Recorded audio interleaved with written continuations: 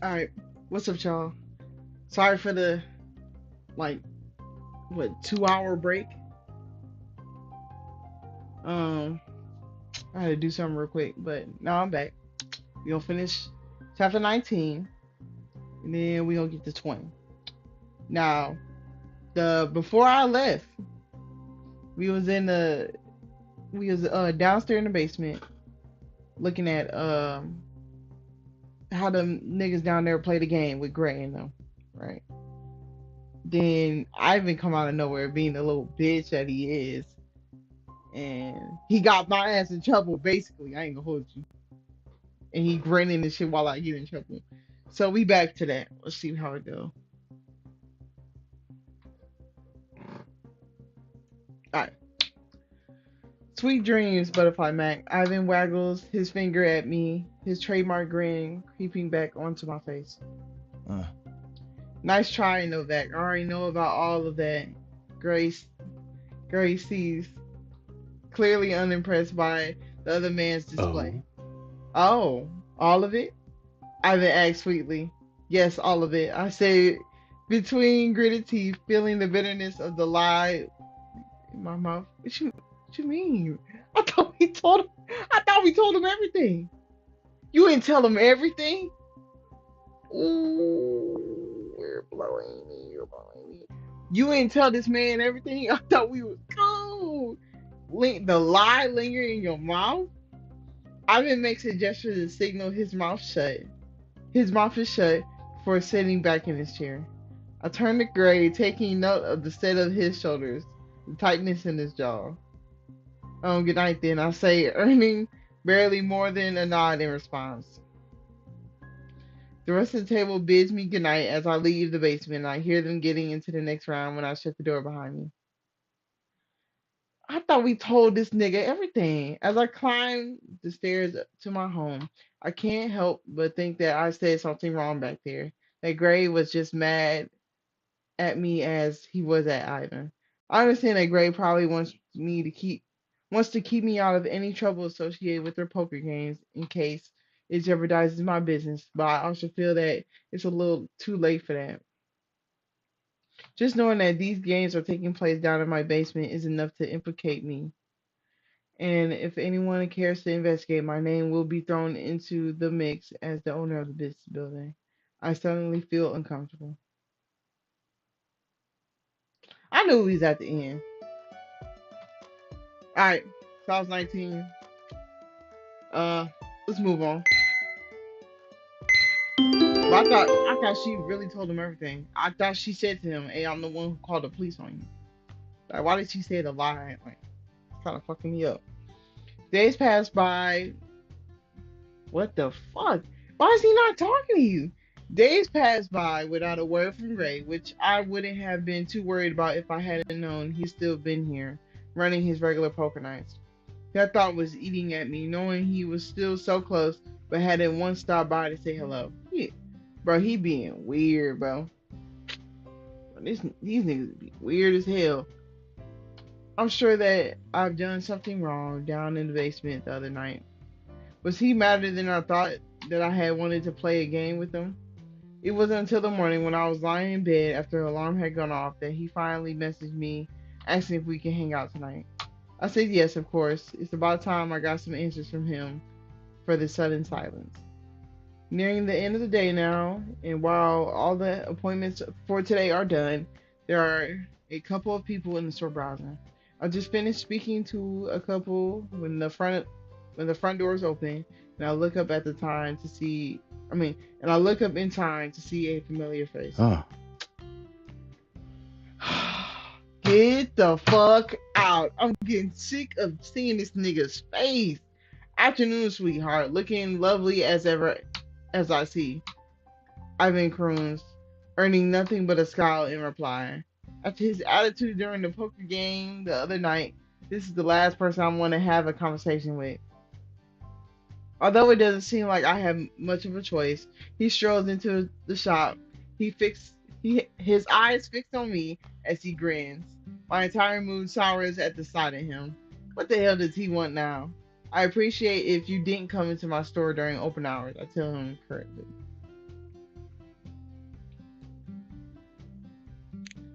We're gonna be kind. We're in front of customers. I'm trying to run a business here, I add, and a legit one at Oh. that. And I admire what you're doing here, trust me. I'll only take a few minutes of your time. Ivan assures me, his tone oddly soft. You're welcome to make an appointment, I say sweetly in return. He gives me a pointed look, and when I don't back down, he lets out a dramatic sigh. Alright, I'll play along. When's your next appointment? He asks. Let's see. Let me see. I open the appointment book on the counter and pretend to scroll through my bookings. He waits as I take my time, relishing the opportunity to get a little payback for his rudeness towards me the other night. My next free appointment is in 3 months from now. I declare with a flourish of a pen I've just picked up. Should I book you in? Cut the games, little dog. I'm here for something important. He bursts out. I cross my arms over my chest, debating whether I should send him packing without another word, though I'd be lying if I said I'm not interested in what he has to say. Fine, I'm listening, I say sharply. Ivan grins.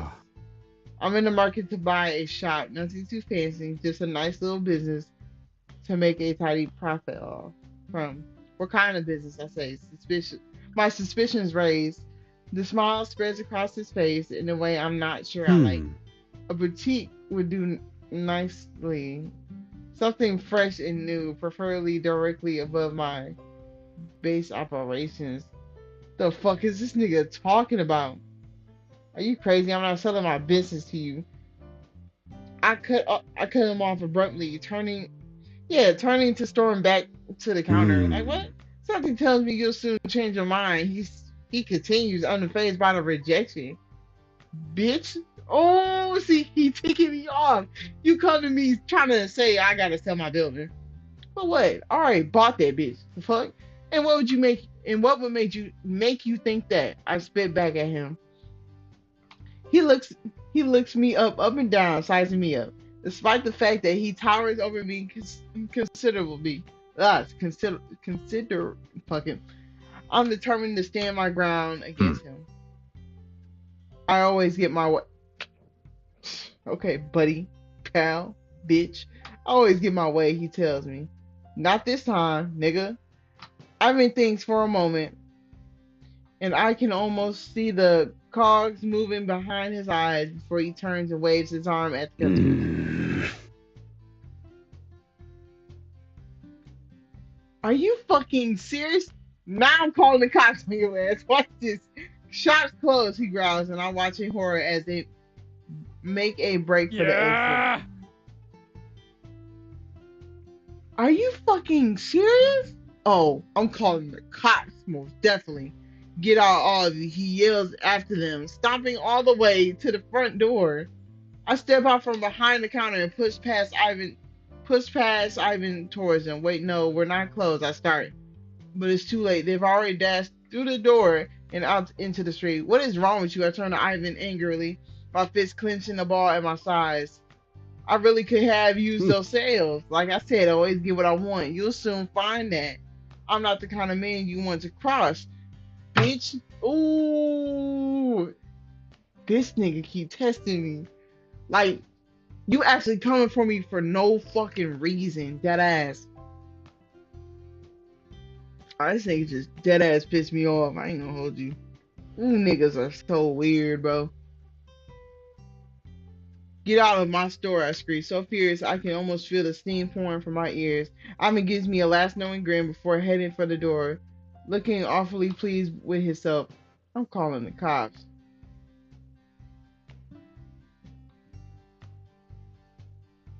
Oh. The door swings open before he reaches, revealing Gray, who looks between the two of us, from my furious, flushed face to Ivan's smug grin and puzzlement. Jason. Ivan greets him before pushing past and heading through the door. At least he's gone for now. Gray turns to me as Ivan leaves the boutique, his expression confused. Nah, it's either you gonna have to have some bodyguards at the door, or we call them cops and let them niggas know. Is everything okay? He asked. If by okay you mean Ivan scaring all my customers out the store, then yeah, just peachy, I scuffed. I scuff as I throw my arms up in frustration. Gray runs a hand over his face, an expression pissed as he looks behind him, as though considering whether he should go after Ivan right away. I told him to stay away from him. He obviously needs to be told again, and more firmly this time, he growls. He was trying to talk me into selling my store to him. I tell Gray, drawing his attention back to me. How does he expect to conveniently run a fashion boutique? I think out loud. The man is an oaf. Gray ponders on Gray ponders the thought for a moment, his eyes fixed on the door Ivan had walked through mere moments Hmm. ago. He's trying to use it as a front for the business, he says. Yeah, that much is obvious. I have an Ugh. exasperation. I see why he wants it, and it's convenient. Gray Eh. continues. Any fluctuation in profits he can explain easily enough. Sounds like you thought about that before, I say in Hmm. accusation. I just know the way he thinks about these things, he explains with a grin look. I don't know if I can. I don't know. I ain't hold you. I'm really not comfortable having him around, I confess. This entire scheme you've got going on with him, I may tolerate it, Gray, but Gray takes a step back and his face falls Ugh. slightly. I know. Gray says gently, there are things I wish I didn't have to do either. What do you mean? Hmm. I ask. Look, I'll make sure nothing happens to your boutique, okay? Sensing he wants to change the subject, I reply, alright, fine. Are we still on Um. for tonight? I ask. Gray hesitates. Actually, I'm going to have to cancel for tonight. Oh, I stop what I'm doing to Hmm. turn to him. Something came up, something I need to take care of as soon as possible, he explains.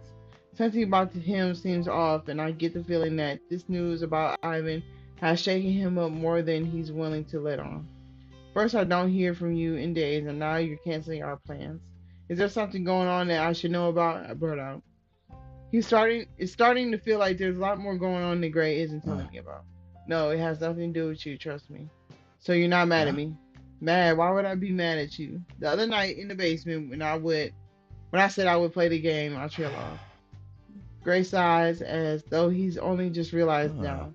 Thought didn't thrill me, and I admit that I've been trying to keep all that out of your hair, but I'm not mad at you. I've just had a lot on my Uh. plate. I'm sorry for not saying anything sooner. Okay. Well, maybe we can just do something on the weekend, I ask hopefully. Gray looks at me, finally, his expression softening as he Hmm. steps closer. Yeah, that would be great, he says. He leans in and kisses me, pulling away Eh. much too soon. I'm really sorry, he says again. I say goodbye and wave him off. With a sad smile, I'd be looking forward to finally spending some time with him, but it seems like I'll have to wait a little longer. Hey, but Ivan needs to get his ass beat. Ivan needs to get his fucking ass beat for real. Like that nigga need to get kicked out of this town, bro. The next day, I stand at the corner in the boutique, drumming my fingers along the surface and letting out a sigh. The store has been dead all day, and I don't understand why. Usually around this time, I've had few people come in and browse on their way home from the work, cause people been talking, and I think Ivan doing some shit. I head over to the window and peer through, wondering where everyone could be today. Maybe there's a parade in the city or some a pop. Ooh, nope. All right, fuck that word up. Event is taking place, keeping everyone away. When I look out onto the street, I see people coming and going like always, and then my spirits lift up when I notice a customer approaching the boutique. Finally, I recognize her as one of my regulars. She works in a store nearby and often stops in on her way home from work to browse my new items. A couple of men step up to the woman and says a few words. She looks confused, her eyebrows dipped in the middle before she abruptly turns and leaves. Ooh, bro. Okay. I pulled the front door open so hard I'm surprised I haven't ripped it off its hinges before stepping out into the street. Cause who I gotta beat up? Hey, I called to the two men. It's now that I noticed that I've seen them hanging around with Ivan before and cursed beneath my breath. Of course he would have something to do with this. What do you think you're doing? I questioned them. We're under strict instructions to not let anyone in the shop. The shorter one says to them. 2 minutes, they fold across their chest. You're not supposed to tell her that. The other guy, balding and wearing a black coat, smacks his friend on the back of his head. You need to leave before I call the cops. I stand my ground, my voice shaking in anger. You should call the bloody queen, love. No one's going to move us from the spot. I'll call the cops. Oh yeah, I, I'm getting fierce because y'all, this y'all second day. Test me. Like, the fuck is y'all being weird for? Like, what is you doing? Leave me the fuck alone. You better watch who you speaking to like that. I spit, meeting Baldy and his beady eye head on. He laughs and nudges his friend on the arm. The two of them sizing me up like I'm about as threatening as a kitten. What are you gonna do about it, little girl? Oof, ooh. The short man taunts, making the other one crackle even louder. Quicker than a flash, I shoved the heel of my palm into Shorty's nose, hearing the sickening crack of a bone fracturing. Beat that nigga ass. He howls in pain as his hands fly to his nose, stemming the flow of blood that trickles from his nostrils. She just broke my nose, he cries out, while body scrawls at me. Calm down, you big baby. You've broken it plenty of times before. She can't have done that much damage, she sneers. If you don't get the hell away from my boutique, you'll find out exactly how much damage I can do, bitch. I threatened, fist raised. Give me your best shot, love, and we'll only be back again tomorrow with backup. He smirks. Oh. With a frustrated growl, I storm back into the boutique and head for the counter, searching for my phone. I need to think of a better solution for it, yeah, to get rid of these motherfuckers. Well, y'all gonna have to cancel game night. Game night, period. He not gonna come because he said he busy. The phone rings a few times before getting his voicemail. I tried twice more, still no answer. Man, get Jed. Call Jed. It's over with. I hopelessly rack my brain for another idea. I need to get these guys away from my building, and I know that calling cops will do no. Why won't it do no good? I hit Sarah's name and dial her number. Why would you? Twice? Hey, her cheery voice sounds through the phone. Sarah, I got an emergency. I need your help. Can you come by the store? I speak quickly. Oh my God, what happened? Are you hurt? Are you sick? She asked frantically. No, I'm fine. It's just I explain when you get here. I cut her short, my tone impatient. I'll come over as soon as I can. Reassure. Hey, I'm like, hey, and bring Jay with you too. Like, what? Y'all two ain't gonna do no damage. I need Jed. Sarah arrives about a half an hour late. The men outside have managed to scare off another few customers during that time, despite my efforts to thwart them.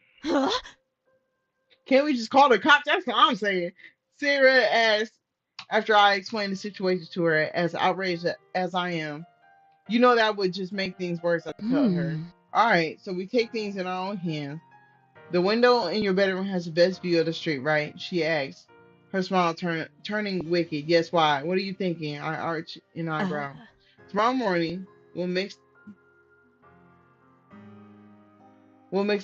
together a nasty concoction from the kitchen and dump it all over their head, she grins.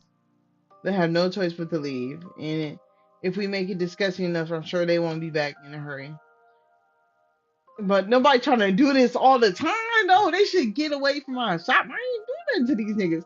I stare at her for a moment, completely dumbfounded. That's actually a really good idea.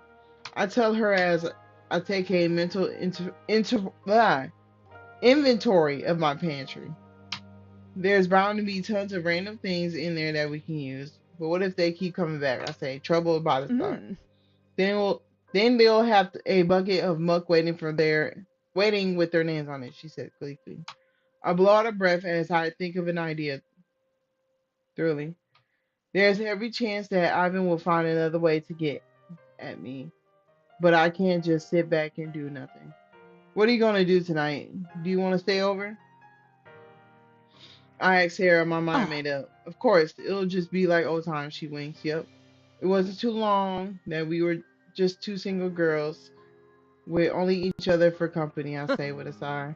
I have to admit, I really like having Jed and Gray around, though. Sarah winks and responds. I think back on earlier to Greg canceling my plans with me, to him having barely spoken a word to me at all this week. I sigh. Yeah, me too. Mm. The next morning, I wake up and get ready for work as usual. Shower, brush teeth, eat breakfast, pick out a comfortable outfit for the mission this morning. Ray never called me back. Wow, but he did send a text late last night saying he had been busy and could call me today. I feel weird after that. I feel weird after reading it and confused by this distance that he seems to be growing between us. Right when I thought things were picking up.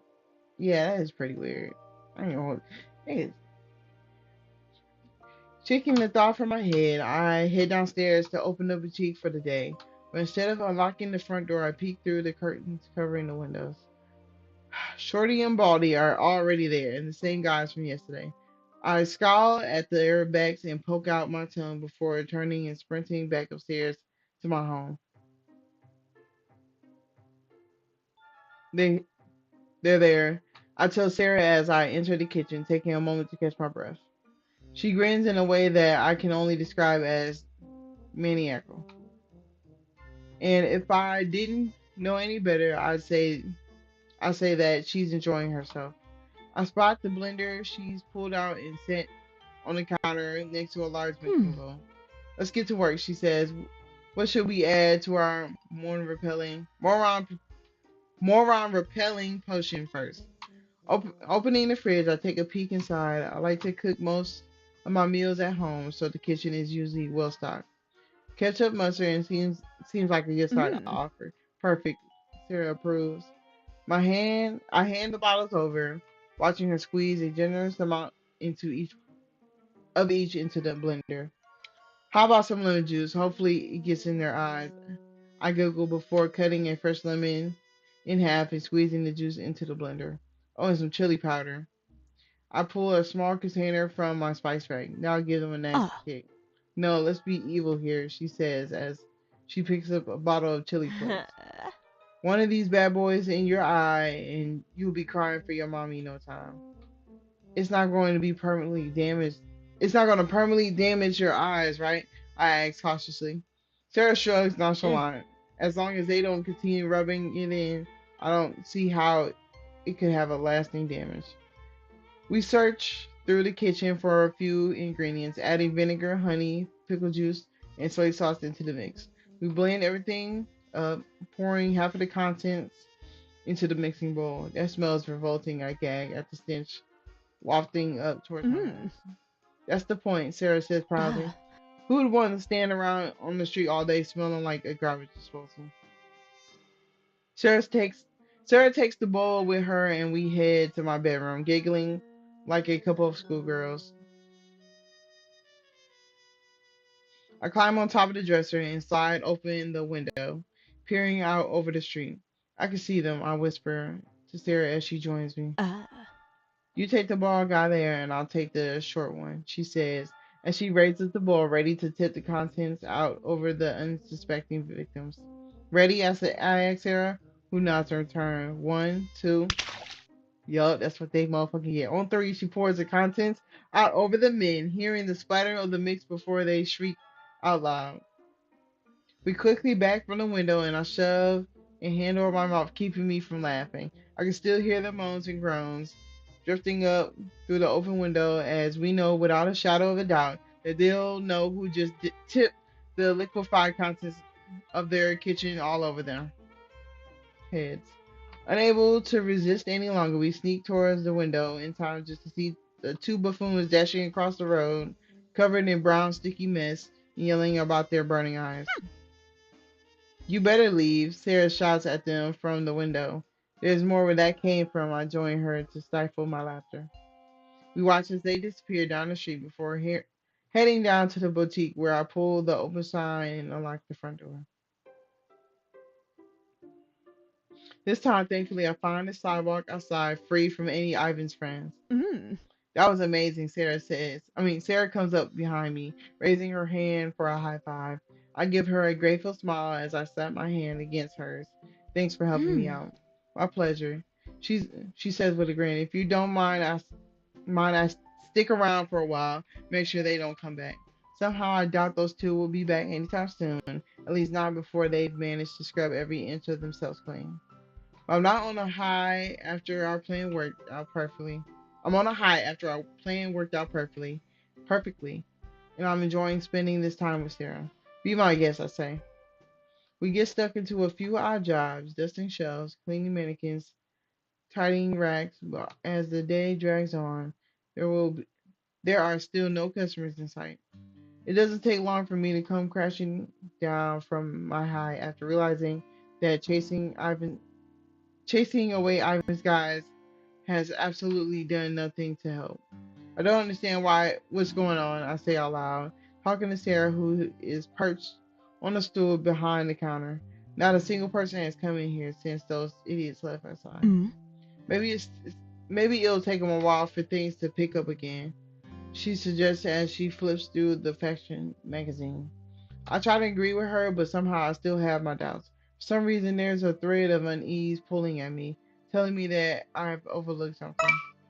Grabbing my phone, I search city trends online, making sure the opening hours are listed correctly. And that's when I see it. The search engine brings up the new reviews for the business, dozens of them, in fact. I scroll through the reviews, all of them are one star and riddled with scathing remarks. The more I scroll, the more they appear until my screen is unreadable through the tears that I've buried, Mm. blurred in my vision. What's happened? Sarah asks if she comes over to me and looks over my shoulder. I hold up the phone up to her, letting her skim through the reviews. Huh? That's rotten garbage. That rotten garbage can.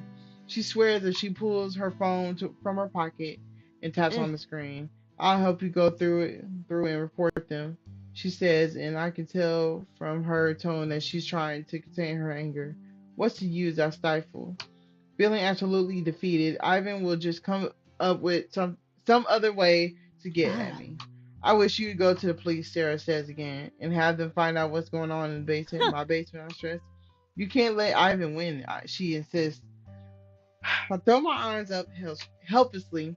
What else am I supposed to Hmm. do? I don't know. Maybe Nikki and the gang could help out. Maybe, although I prefer avoiding asking the old gang for help, I say. Sarah scoffs at Ah. that. After what you did for them at the bar, I'd say they'd be more than happy to repay her the favor. I distracted by my phone ringing and I wipe my tears with the back of my hand before glancing at the caller ID. It's great, I say sheepishly. My heart yearns for his comfort at a time like Hmm. this.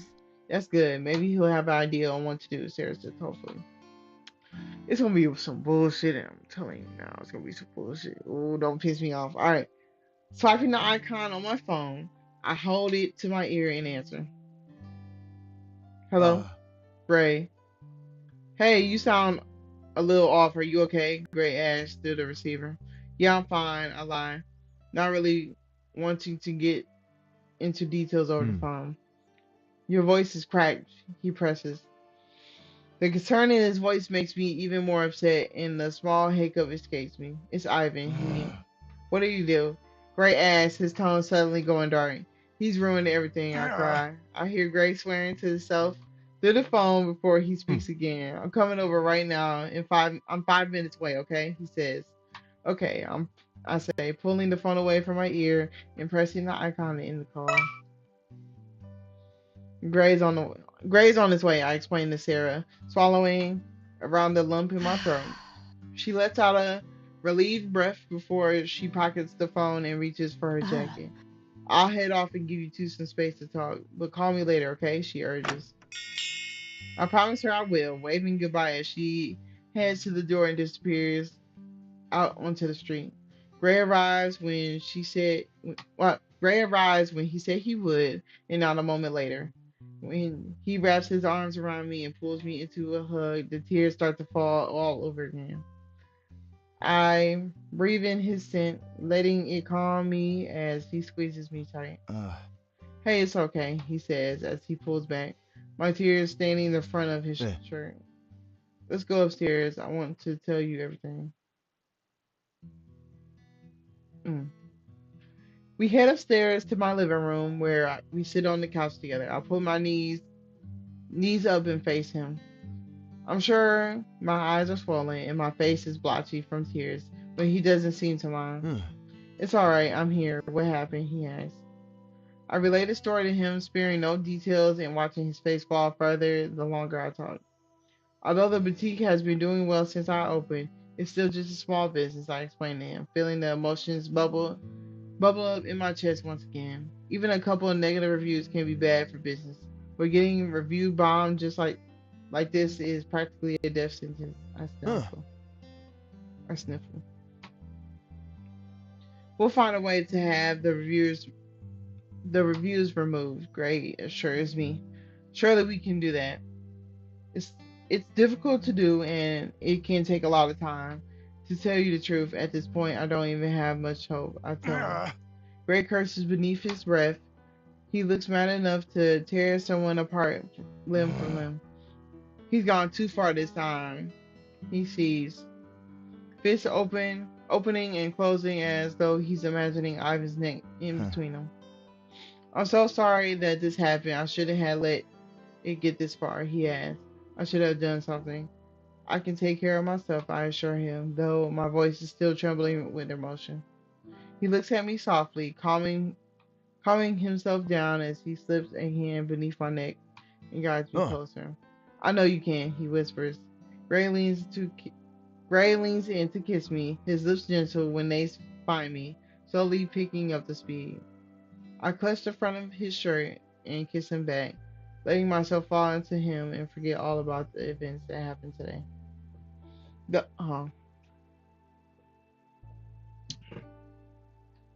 Though it's only been a few days, I've missed this. We barely had a chance to spend any time alone together. But right now we have all the time in the world, and I'm looking forward to Gray finally making good on his promise to take his time with me. The sound of the message alert has Gray pulling back from me, and when he reaches over to check his phone screen, his face hardens. I have to go. Damn, what's up with you? Shit, he says abruptly, frowning at the device as he pushes himself to his feet. You only just got here, I interrupt. The worry begins to set in. Gray tears his gaze from his phone to look at me. Through his eyes are extremely cold. I know, I'm sorry. Is everything alright? I ask. It will be. It will be, he assures me. He kisses me one last time before he heads for the door, disappearing from the room in a matter of seconds. I stare after him, completely at the loss for words, but now I know more than ever that the only person I should be relying on for any help is myself and the people that are loyal to me. I refuse to shed any more tears when I know that I have a way to solve the problem with Ivy, even if it means diving back into my past to do it. Picking up my phone, I search through my contacts until I find the one I'm looking for. Nikki, yeah, my road dog. Hey, fuck Ray, nigga. Me and Nikki gonna do, we gonna do a mission, nigga. I might bring Sarah along. No, actually we can't, cause Jay gonna snitch. What? Moving on, chapter 21. And they asking for a lot. Yeah, I thought it'd be over by then, but they keep adding shit. Like I've been doing too much. It was supposed to end on 19. My heart pounds as my phone dials Nikki's number. I glance at the time in the top right corner of the screen. If I'm remembering correctly, the cleaner school day should have ended by now. If the boutique is still going to survive Ivan's barrage of sabotage, I'm going to need all the help I can get. And with Gray acting so strange, I swallow my rising lump in my throat as I call connections. Hey, Myson, what's up? Her Nikki's familiar voice going through the phone helps me, calms me. Nikki, I say, trying to keep my voice steady. I need help. Ivan's targeting my business. He wants to use it to launder money. He review bombs street trends, and I don't know if I can keep it afloat. I run my free hand across my forehead as the grim reality of the situation hits me once again. There's a pause as he considers his words. Truthfully, running a business is not my area of expertise, Nikki said, sounding apologetic. My chest Ah, falls. But, Nikki continues, you were there for the game when we needed Butterfly Mac. I'll do everything I can to help you with Ivan now. I breathe out a sigh of relief. It feels so good to know I'm not on my own. I really appreciate that help, Nikki. Just don't, I just don't know where to go from here. It's also overwhelming.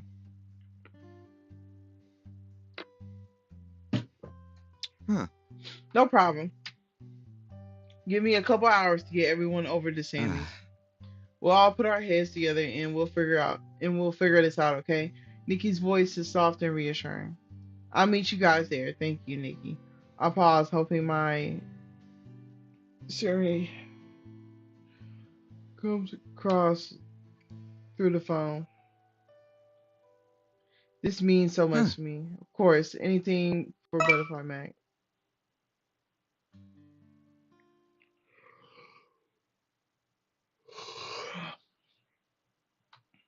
As we hang up on as we hang up the phone, I feel grateful to know I have good friends on my side. I don't know how I imagined the situation without Sarah and Nikki. I arrive at the meeting place shortly before dinner time. As I walk in, Sarah waves me over to an open seat next to her at a large table filled with our old gang members. Nikki gives me a hopeful, reassuring smile as I sit down uh, among everybody. So, Nikki says in a loud, clear voice that everyone can hear. uh, I've been in the Riversiders have been targeting Amaya's son and trying to ruin her uh, business. I think we can all agree that after the help Butterfly Mac gave us during the fight at the nightclub last week, we can offer our support to her and boutique clothing boutique now. Nikki looks around at the gang, his words elicting a few nods. What are we supposed to do? One gang member asks, buy a bunch of new clothes? Why are you being a bitch like that? Considering what you have on now, that might not be a bad idea. Sarah teases jumping into the Hmm. conversation. Let's start by brainstorming ideas and then go from there. If all of us, Tom man, if all of us ordered one or two outfits from Butterfly Mag, would that be enough? Another gang member questions, looking over at me. Unfortunately, I don't think so. I say, shaking my head. Though it would be certain, though it would certainly help sales in the short term, I've been severely damaged my boutique's reputation. If I can't think of a way to restore my credibility and regain my regular customers, the business will suffer long term. My brow creases with worry.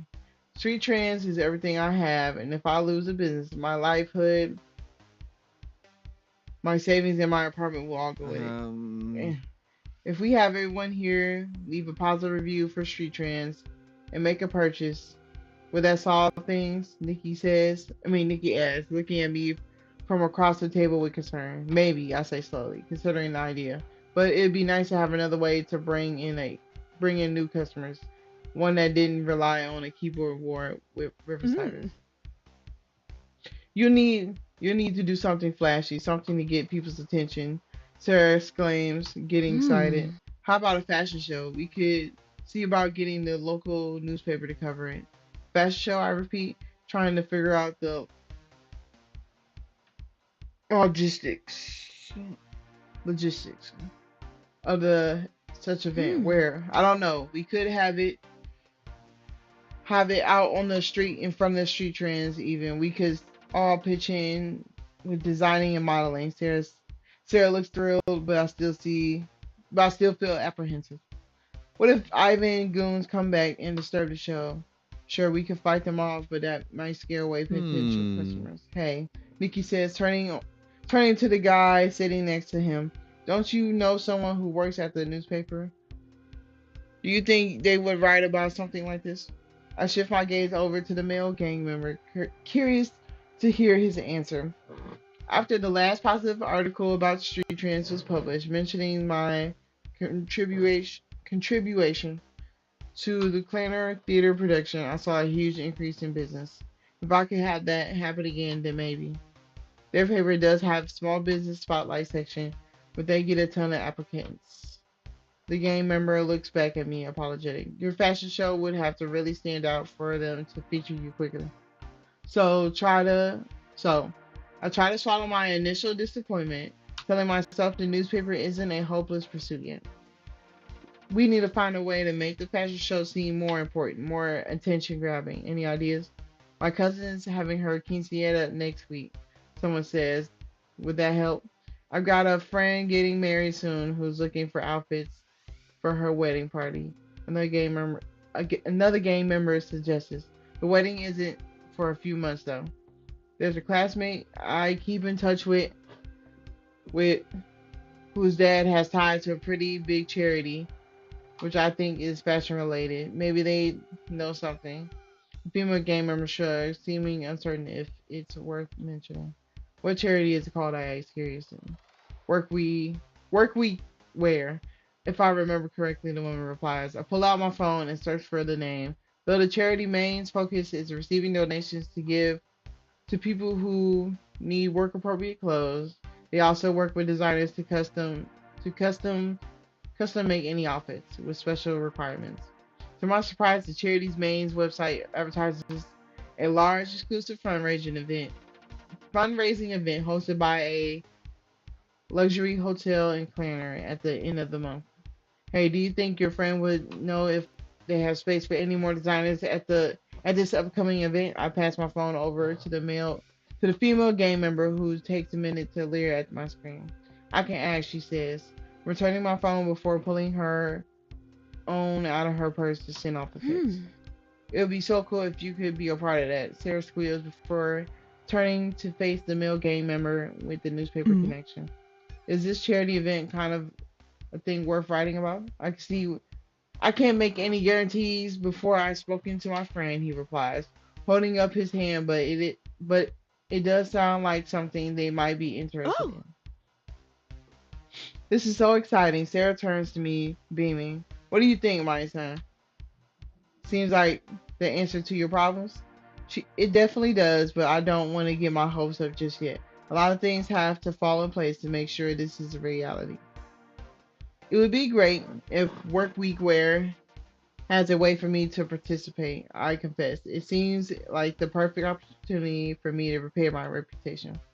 And if I get to help people while saving my business, that's a great bonus I have. The female gang member puts down her phone and digs through her purse for a second time.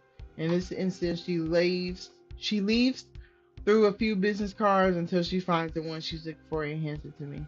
I peer down at the name printed on bold, dark lettering, Neil Forster. He says you can give him a call, the gang member says. The gang member looks pointed at the business card, then gives me a smile. I can't help but smile back, feeling my hopes soar. Go call him. Sarah grabs my shoulder, beaming at me in excitement. I immediately stand up, intending to make the call outside the noisy restaurant. Good luck, Nikki says, giving me a grin. I'll order something for you, Sarah calls out, waving as I exit the building. Outside the Shaming Burgers joint, I take a few minutes to calm my nerves. The future of my boutique could be dependent on this phone call. I shake my head, reminding myself I have room full of people just a few feet away, ready to help me think of a backup plan if this work week where thing doesn't pan out. It'll be okay.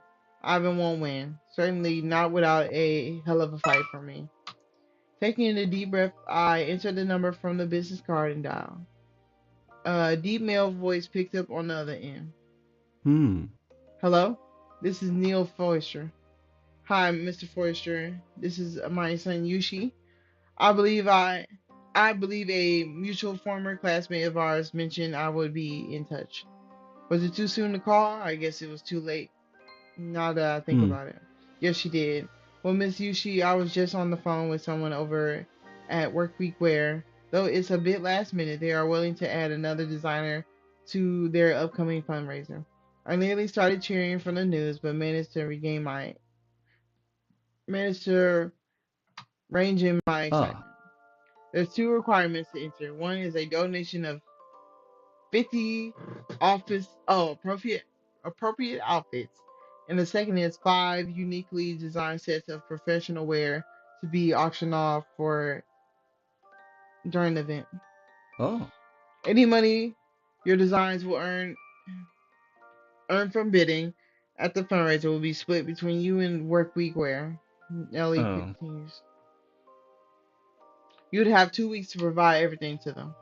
50 outfits and 5 designs in 2 weeks. I quickly divide the numbers down in my head. My heart sinks. That's way too much work for one person. That'd be too much for a small team of Hmm. people. Is that going to be a problem? Neil asked, interrupting my train of thought. Ooh, I don't know.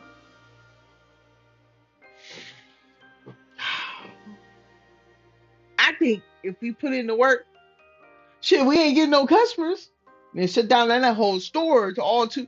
Think about it. Think about it. If you think about it, let's see. It's 55, basically 55 pairs of clothes she gotta wear, right?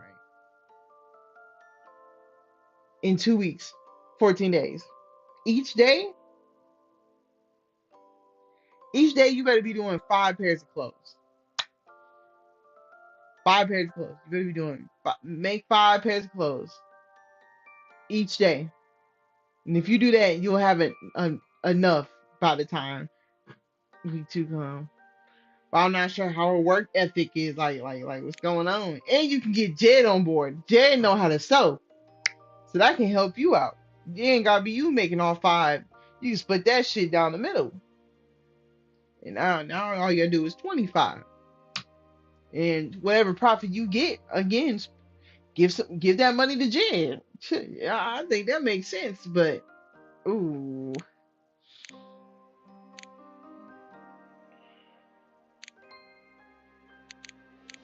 fuck it. I have the almost confidence that I can supply all that. I lied. Now I wanted to give up on this opportunity so easy. This is definitely not the time to make a bad impression. I cannot afford to lose this chance, even if it means fudging the truth of my ability. Hmm. I'm glad to hear it. You won't be able to participate otherwise. I gulped nervously, realizing how close I could have come to missing out on something that could save my business. I understand. Man, pull all nighters. That won't be the case. Anyway, wait. First off, you own a boutique. You gotta have some business clothes already in that bitch. Use those clothes. Stop it. I understand that won't be the Hmm. case. Good. Send over some pictures of your designs as soon as you can. So work week can review them before officially accepting you as contributing designer. I'll text you the appropriate email. Okay, that'll do. Okay, I'll do that within the next few hours. Thank you. Thank you. Hmm. You're welcome, Yushi. Get in touch with my secretary and she'll get you the registration forms. The number is on my card. Enjoy the rest of your night. After saying goodbye, I lean against the nearest building wall and sigh. If I'm gonna pull this off, I'm gonna need a lot of help. Meeting up and talking over dinner is one thing, but how many of my former gang mates are going to want to dedicate their free time to fetching supplies and helping me sew? I guess there's only one way to find out. You can get Sarah in that bitch. You don't need all those people, bro. All you gotta do is make some skirts. Man, what? You got a whole sewing machine. I rejoined the games table and now covered with everyone's covered with everyone's food and drinks, taking my place next to Sarah and across from Nikki. Hmm. How did it go? Sarah asked. Her eyes are like, I can Hmm. join. Oh my gosh, really? This is great news, Sarah interrupts, but I need to make over 55 outfits in 2 weeks. I massage my temples as I explain my tedious task. It's impossible for one person Ah. to do. Oh, Sarah optimism temporarily wanes. Well, what if Jed and I pitch in? That's what I'm saying. I don't know, Sarah. I think we need a lot more help than Huh. that. Well, I'm sure some of us have time to volunteer, right, guys? Right, guys? They're like, volunteer? Nigga, I thought we was just talking. Nikki chimes in loudly, getting everyone's attention. Maya needs some help making outfits for the work week wear fundraiser. Some of the game members shift in their seats, clearly uncomfortable. I work 60 hours weeks, huh? I work 60 hours weeks lately. Someone says between working between working full time and having custody of my kids on weekends. The game member Huh. replies, "Yeah, all right." Mickey says, putting his hands up. I know some of you are busy now, and I appreciate you for taking your time to come out tonight. Nikki pulls out a notebook and pen on Hmm. his bag. I'm going to outline some time slots over the next 2 weeks. Nikki says, writing in on one of Huh? the pages. If you could come to Street Trends and help out, sign your name in the schedule. Shortly afterwards, Nikki's notebook is passed around the table and soon makes its way over back to me to review. Sarah stares at me as I study the signups after thanking everyone for considering help. Um, So she has apprehension apparent in her voice. Do you think this still be enough? It's hard to say. I consider the volume of volunteers carefully. It might be, but if anything with Ivan or the Riversides come up to take care of, Hmm. maybe you should get the old copper gang to help out. Nikki suggests, and we both turn to look at him in Uh, surprise. What? I'm sure they'll want Riverside taken down too. Ivan and his gang have been terrible to them as oh, well. It's worth a shot. Sarah says with a shrug. Once you call Gray and ask him together of his gang, I struggle to think of a reply. I'm sure Gray would like to help, but I can't trust him to follow through these days. It feels like we've barely been in a room together for more than 5 minutes lately. um, Or I could just ask Jed to do it. Sarah asks, looking a bit perplexed at my hesitation. No, no, it's fine. No, let Jay do it, honestly.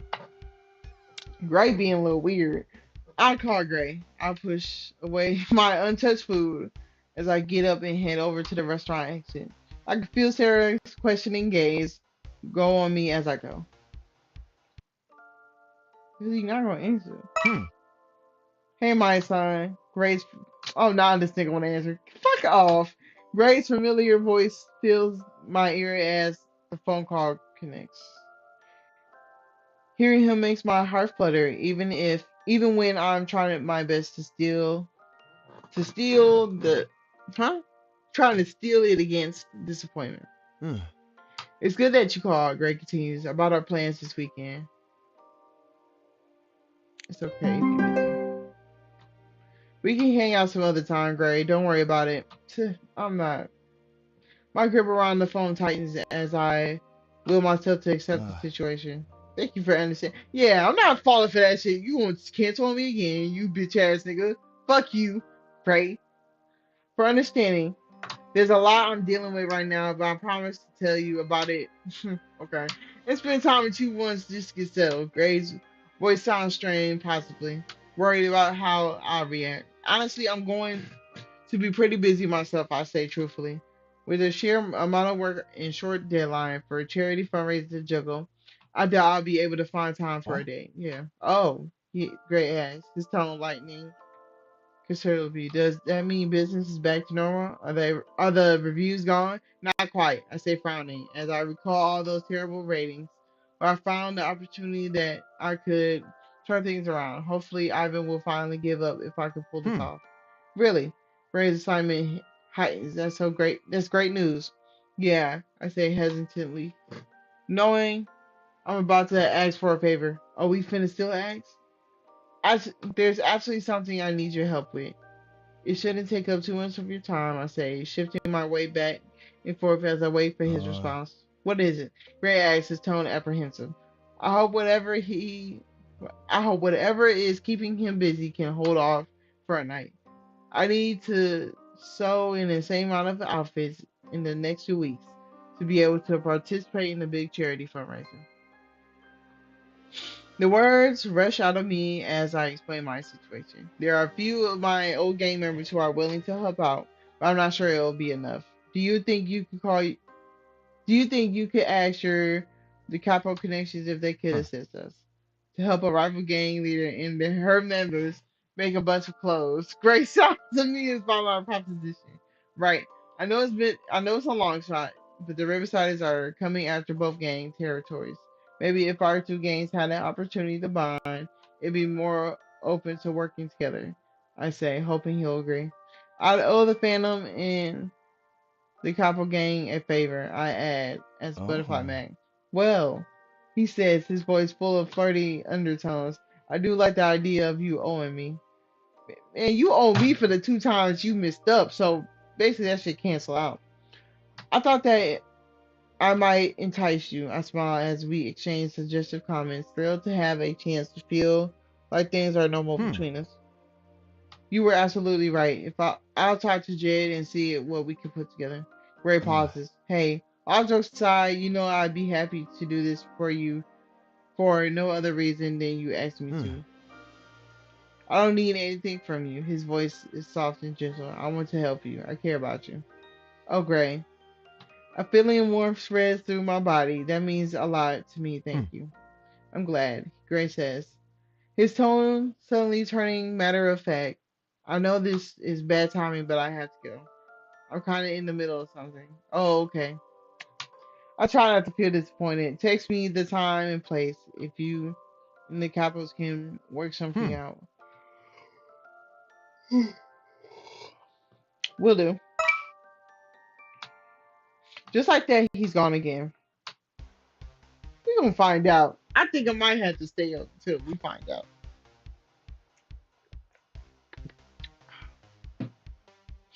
Upon heading back inside, make sure to sincerely thank everyone for their time tonight and for volunteering. We toast to street trends, future success, tapping our plastic cups together. I feel staring in on my conversation with Gray as we eat. Together we await the news as to whether the couples will meet up with me or not. Halfway through our meal, we oh my bad. Halfway through our meal, we have our answer. My phone notifies me of a text received from Gray informing me that everyone is getting together at a bar later tonight. Okay, guys, I say, standing up in front of my chair. It's time that I head over to meet the DeCapos. Hmm. Want me to come with you? Sarah asks, wiping her mouth with a Huh. paper napkin. I could go as well. Nikki looks over at me, awaiting the confirmation. No, no, all you have done, you all have done enough. I keep flipping. You have all done enough for me for one day. Stay and have fun with everyone else. I give them a reassuring smile, letting them know I'll be fine. I'll be fine with just the volunteer sheet. Mm. Suit yourself, Sarah says, smiling back at me. Say hi to Jed for me. Damn, she don't even get to see her nigga. I fold the paper Nikki made for me and gather up my things, giving everyone a goodbye before I go.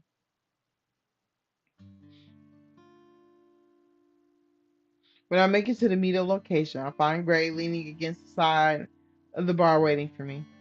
Interesting place to meet at, I say, eyeing the familiar bar where we fought alongside each other against the Riversiders just the other week. Graves just shrugs, lifting himself off the wall to walk over to me. Yeah. I've been trying to make amends with the owner after what Ivan and the Riversiders did. One corner of his mouth lifts into a Hmm. smirk. It's a pretty cool place. I'm thinking about claiming it as the capital territory.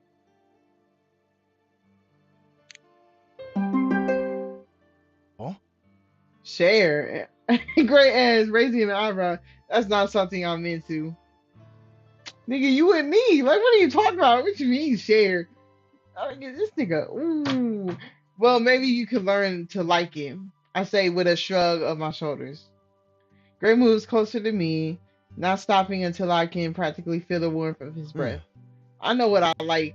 He reaches towards me, his long fingers stroking the side of my Oh. cheek. Though I'd be happy to introduce you to some whole new sensations. I blush, recalling the things he's done to me in the past. I can only imagine what he could have in store for me when we're finally able to spend some quality time together. The sound of wasted front door opening interrupts our conversation. Jed peers out of the bar, waving Gray and I over when he sees Hmm. us. Oh, good, Amaya's son is here. Everyone else is already inside. He turns and heads back inside, not waiting for us to follow. I guess he doesn't want us to intrude. I guess he doesn't want to intrude on us more than he Hmm. has to. After you, Gray says as he steps over to the door and pulls it open for me. All right. Walking into the Academy gang bar filled with the capos is surreal, to say the least. It's a small comfort that most of them don't seem hostile towards me. A welcome change from being around Hmm. Riversiders. So the Riversiders have been giving the Academy gang as much trouble as they have us lately. Gray exclaims, walking over to the bar where we've all gathered. I notice the usual bartender is gone, with a nervous looking temp manning the corner at his Hmm. desk. Ivan and his gang have been terrorizing Butterfly Mac's clothing business, and she's asked for our help in making things right. Some of the capo seems to be Bristol at the idea of helping a rival gang leader. Why would we do this? Do that? Isn't Butterfly Mac the reason you were kicked out of high school? one member asked.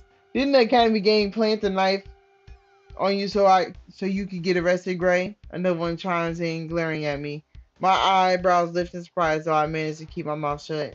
So the knife, so the knife that Gray carried that night really wasn't his.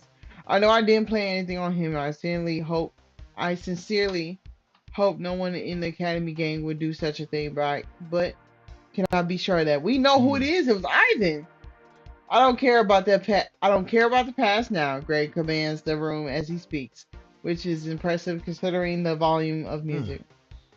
I think we can all agree that brokering a peace with the Academy and fighting Riversiders together is preferable to how things are Hmm. now. This is how we fight back. This is how we regain our power. The Academy has promised to have our back if we have theirs now. And I say we take them upon that offer. By the time Gray finishes his speaking, most of his gang nods along with his words. Ah. The enemy of my enemy is my friend. Jed offers, sharing a quote in support of Gray's Hmm. motion. If we can stop our friends and family from being terrorized by the Riversiders, I say it's worth working with the Academy. He finishes. Seeing the most of the Capo gang in favorable to my cause, I retrieve the folded sign up sheet along with a pen and start passing them around. I'm looking for some volunteers to help me prepare for a charity event to repair my business reputation, I say, feeling embolstered when I see someone write down their name. Ivan's done some severe damage, but if this goes well, I can rebuild. Do we have to know how to sew? And the Capital Gang asks, licking some Hmm. laughs. I'll teach you. Yeah, Jed. Jed replies, crossing his arms as he stretches to his full height. Though in comment earns him some strange looks, no one dares to give him any grief. You know how to sew, nigga. I know they was like that. There'll be something for everyone to do. I respond smiling. Whether that be sewing, gathering supplies, or transporting materials, anything helps. The volunteer list is returned to me with a few minutes as I look it over. I feel a swell. I feel a swell of hope course through me. This looks great, guys. Thank you for signing up. If it wasn't, if if it's what the fandom thinks is best, I'm happy to help. One man says with a shrug, nonchalant. Gray takes a step towards him, clapping a hand across the man's back in a friendly Oh. gesture. Thanks, man. I appreciate it. Gray looks around at his fellow game mates. That goes for all of you. Well, I say, taking a step back, I bid you all good night. I have a lot to do at Street Trends tomorrow. I'll see some of you Huh. up there. Good night, my son. Gray eyes meet mine, and I instantly wish I wasn't going home alone. As if he could read my mind, he comes over to me and pulls me in for a long, slow kiss. It doesn't take our current crowd long to start clearing the done slowly. The two of us part much sooner than I would like, and I take my leave from the group. Hey, I thought he wasn't gonna do nothing because of the group, but hey, go ahead. The next couple of weeks are going to keep me busier than ever. Busier than before. Hopefully, by the time of the fundraiser, Ray will have sorted out whatever it is he's dealing with, and the two of us can reunite. In the meantime, I have a business to save. All right, that's the important client. All right, fuck it. Let's see what they want. That was 21. We gonna get into 22. Ah, after this one. Let's see what we gotta make. Girl, what is that? Is that a split?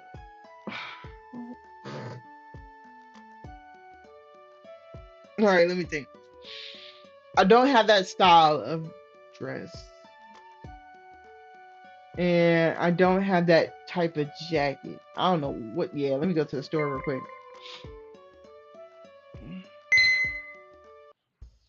So let's go to tops.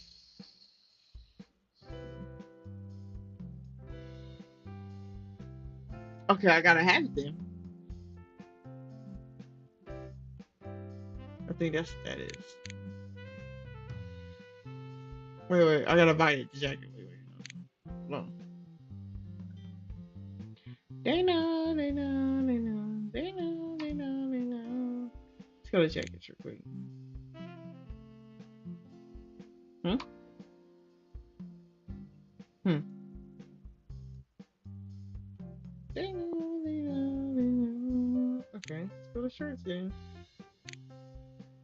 Alright, so the sleeves that we just saw, that I know that's for that. I know that's the sleeve. Alright. Um so we already got that top in. That's what I'm thinking. I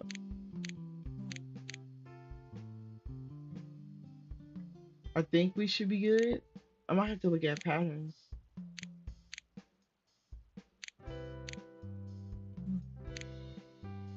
That's a I think it's a star pattern. We need that confetti. I think this is it. Hold on. Where's this? Kind of forgot what it looked like. It was confetti though. Hmm. It might have been. I'm not sure. It was this one. It was the 2000. Might have been this one. I forgot. All right, fuck it. Let's see if we can make it.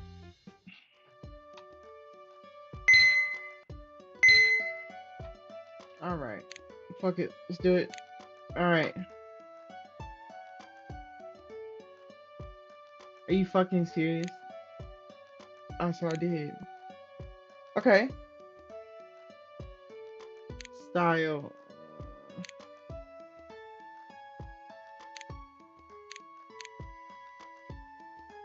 No, it wasn't bikini. You don't see. Let's checklist. So the style is wrong.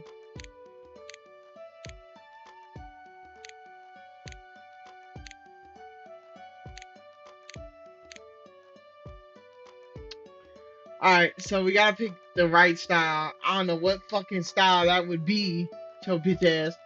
But next, alright, fuck it, we'll just.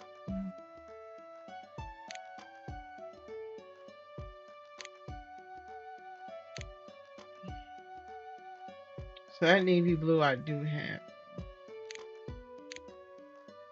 Let's go back down. Alright, that's that blue. Um.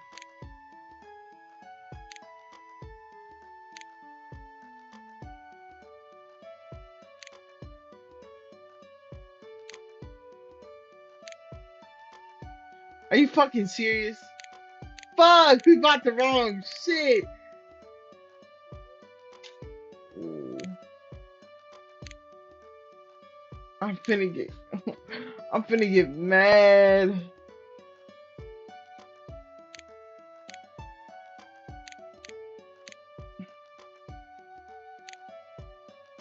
So we bought the wrong one. Yep, bought the wrong one. Got it. Alright. So that skirt. Do we at least have the skirt?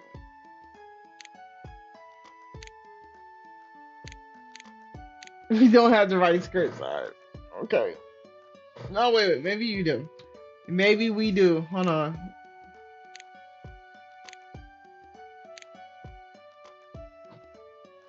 No, we gotta go. We gotta go some longer. Hold on. Yeah, we gotta go some longer. Alright, let's go back to the shop. God damn it. Alright.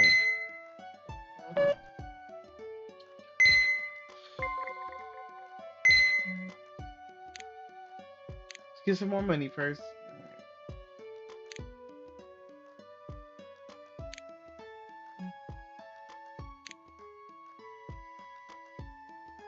Let's get this shirt real quick.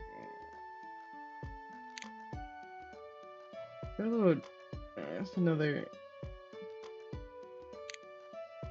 I think that's it. Okay. Hemline collar.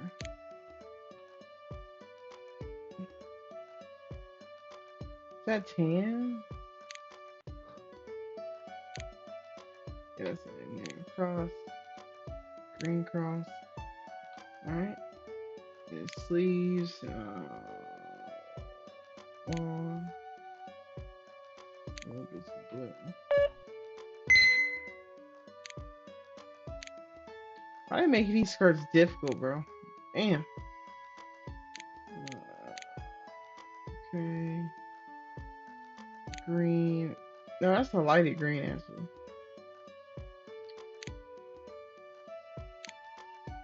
Okay, yep. And what color is that cross? Is that white or is that gray? What is that color? I think that's tan. Yeah, that's it. Okay. Then we do this part. Make this blue. Then we put this design on there. Make that. What the fuck is wrong with it? That's not. It's not. Is that not the right?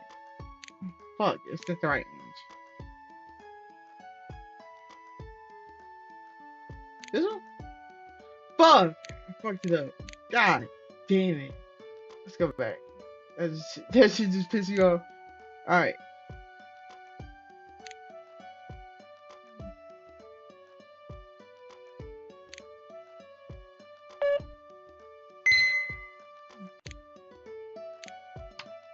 Alright. Yep, that green design.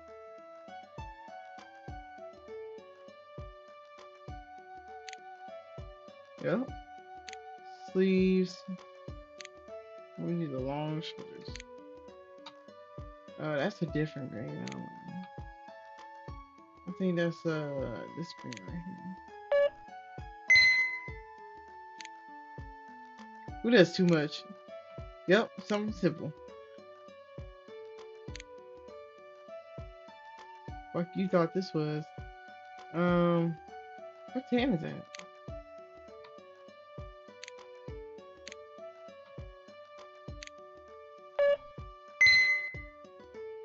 Alright, this is gonna be the last one.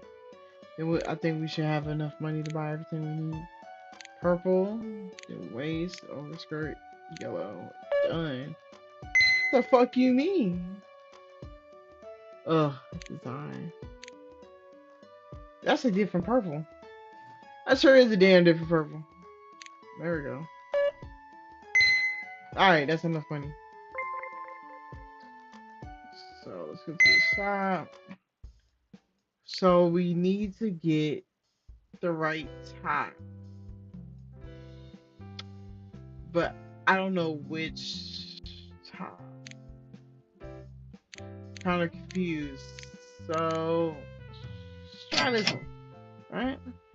Alright. Next we need to buy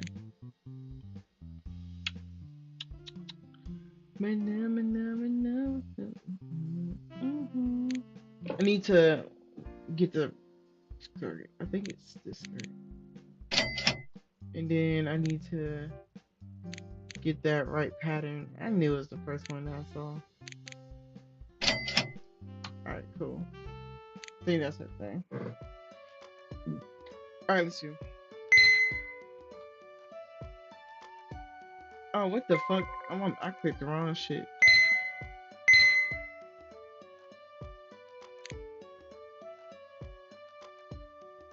I think that's right. Okay. Where the fuck is the style? I just bought that bitch. Ooh, I'm finna get mad. I'm finna get mad, boy. I'm finna get mad. I'm finna get mad. I'm finna get mad. I'm finna get mad. What fucking style is it, bro?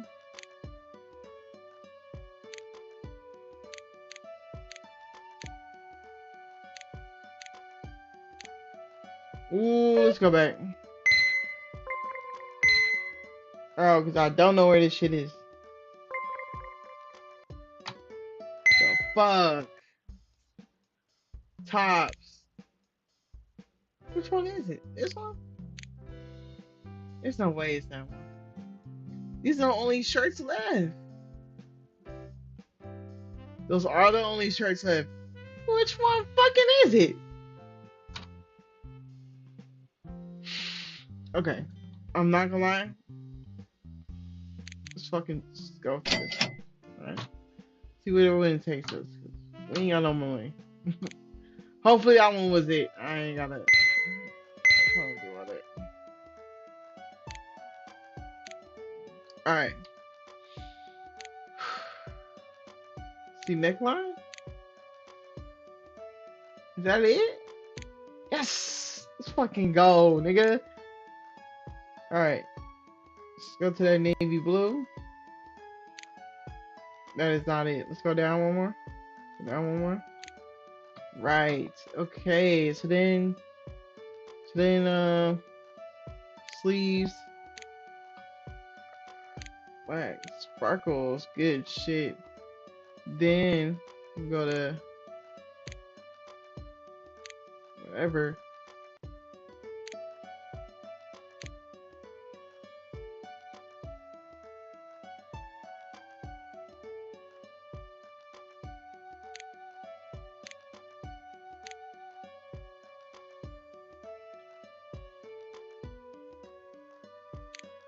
What's going on? What's going on? Nah, hold on. What's going on? What do you mean?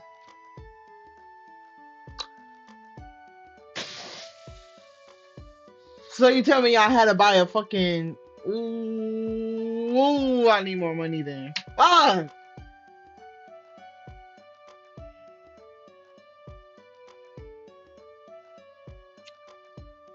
got it.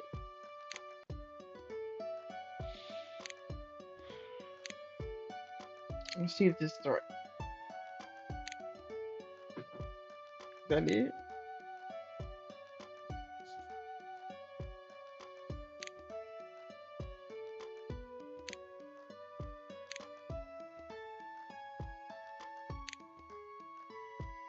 Well, I want to do it real quick.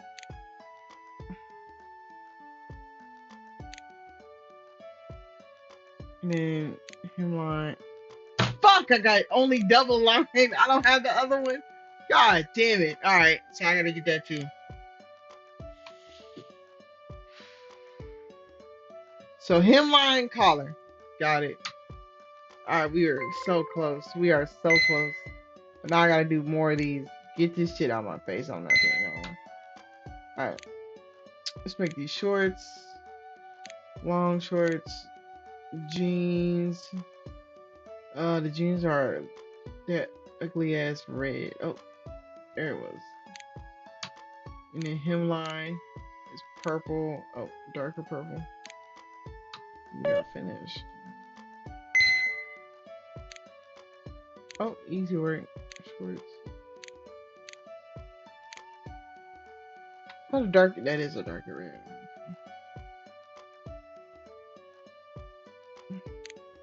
There you go. Woo! Fuck no! That's too much. Yup. Easy work. long, jean, yellow. Fuck are the stars at? There we go. Finish. Yep, easy work. So that is a fit Samson. Satan. Yeah, sleeves. Bam. Tan color. Bam. Nope. Bam. Bam. Nope.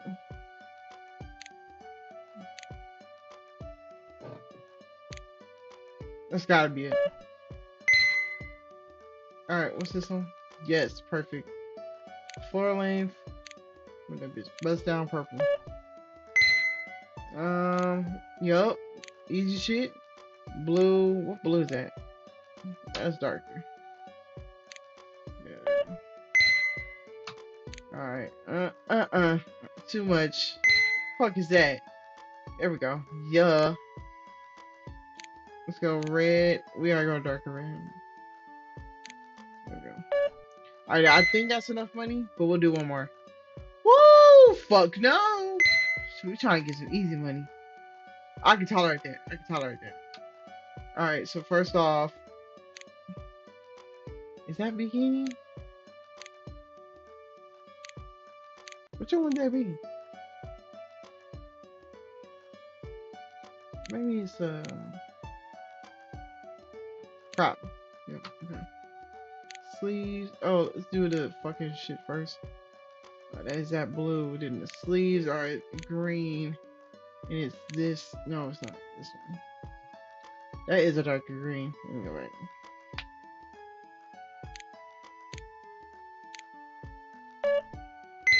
Alright, last one. Alright. Let's go buy this shit. So we gotta buy collar for the top. Like a jacket.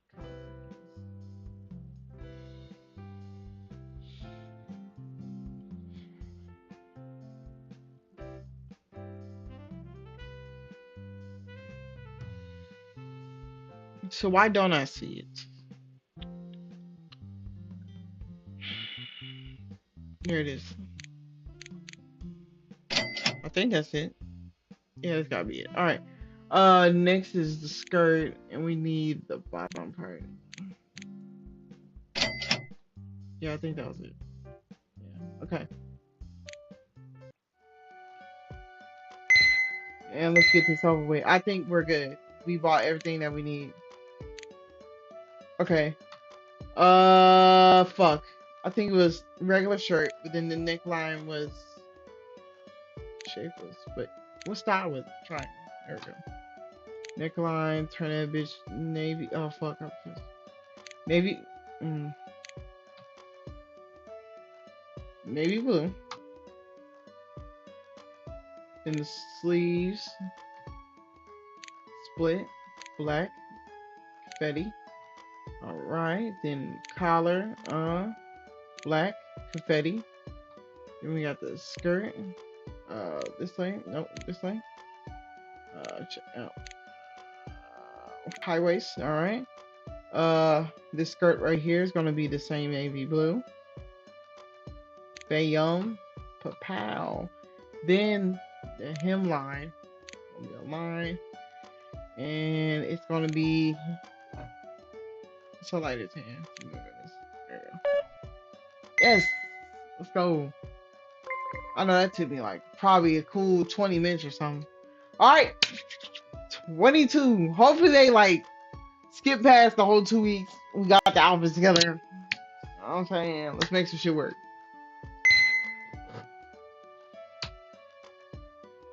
Oh, okay. Y'all got an outfit set for me. What I need to wear? Okay, real cute, real cute. All right, let's see if we can mix it up with something. I'm gonna keep the heels. I don't think I want to switch the necklace. We'll just change the time. We'll change it to that tan. There we go. Purse, we gonna have to wear the purse for this one. Change the purse color to. Might have to go black. Let's go black. Or we can go brown, mocha. I like that mocha. Um, what else? Mm,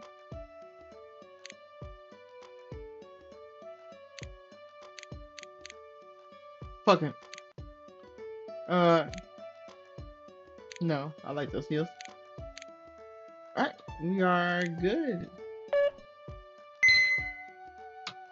Alright, let's continue. Alright. Two Da Capo and one Academy game member burst through the front door of my boutique the following afternoon, all holding shopping bags full of various fabrics and supplies. After they dumped the bags onto a display table and hand me the receipts, I take out some cash and hand it over with a smile. Thanks for picking up all the stuff, you guys. I say, rifling through the bag to examine the various fabric types and patterns. This looks great. Would you mind taking it all into my workroom? I asked, pointing out the location's direction. Jed and Sarah will be sorting through everything and distributing it. Sure thing, Butterfly Mac. On one of the Da Capo members says, and then the three take the bags away. I let out a long sigh. They're out for an earshot. Once they're out for an earshot, returning to my sketchbook. Deciding on the designs for the 50 outfits was easy. The 50 suit jackets, the 25 button-down shirts, 25 blouses, and a mixture of trousers and skirts. All the cuts were relatively simple with different fabrics, colors, and buttons used for variety's sake.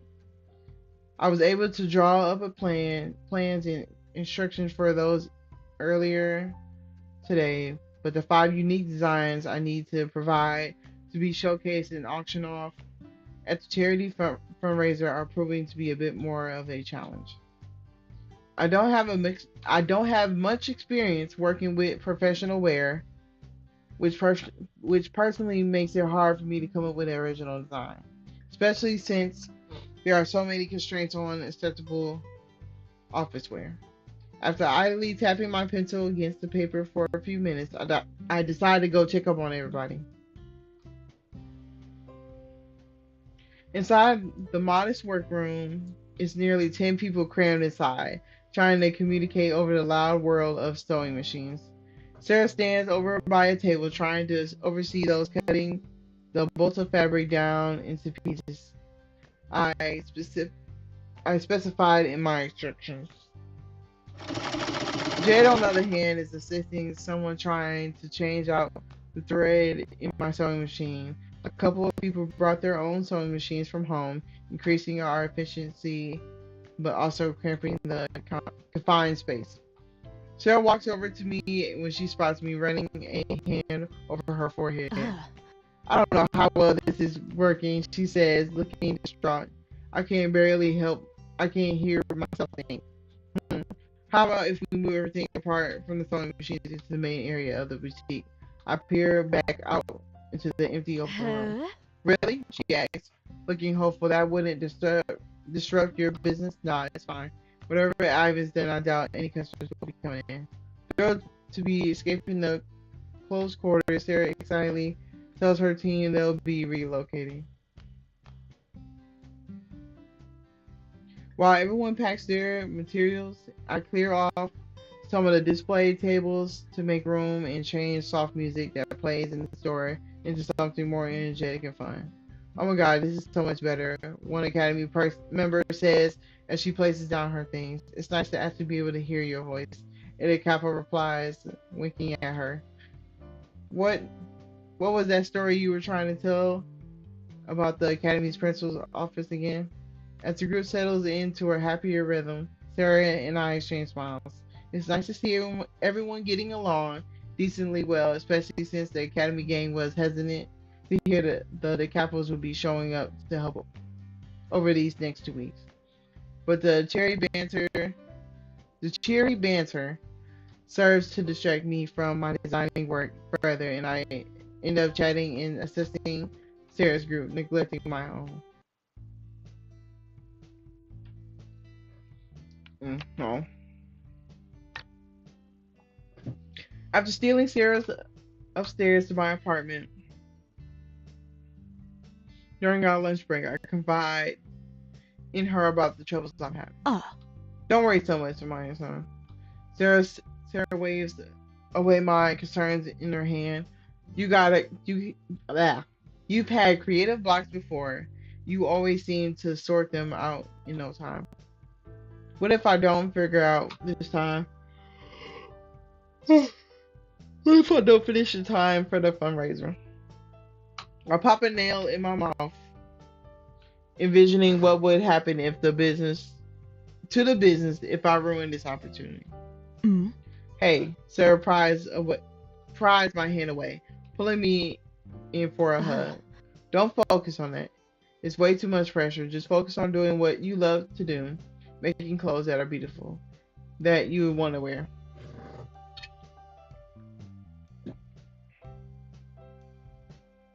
Thanks for being here for me. Thanks for being here for me, Sarah, and for everything you do to help. I say, hugging my best friend back. As we stay away from each other, a small idea sparks in the back of my mind. Hmm. That's what friends are for. Sarah gives me a sweet smile. You were there for me in my darkest, most traumatic moments. I instantly get flashbacks of seeing Sarah in the hospital after the knife attack from Ivan, only for my mind to be invaded by another freighting thought. Who planted that knife on Gray? Hmm. Hey, my son, coming back the stairs. I want to spend some time with Jed before getting back to work. I shake any speculations out of my head. No, I think I'll stay here. The quiet helps me focus, and I really should be getting back to my sketches. Right now, I know exactly what I need to be focusing on.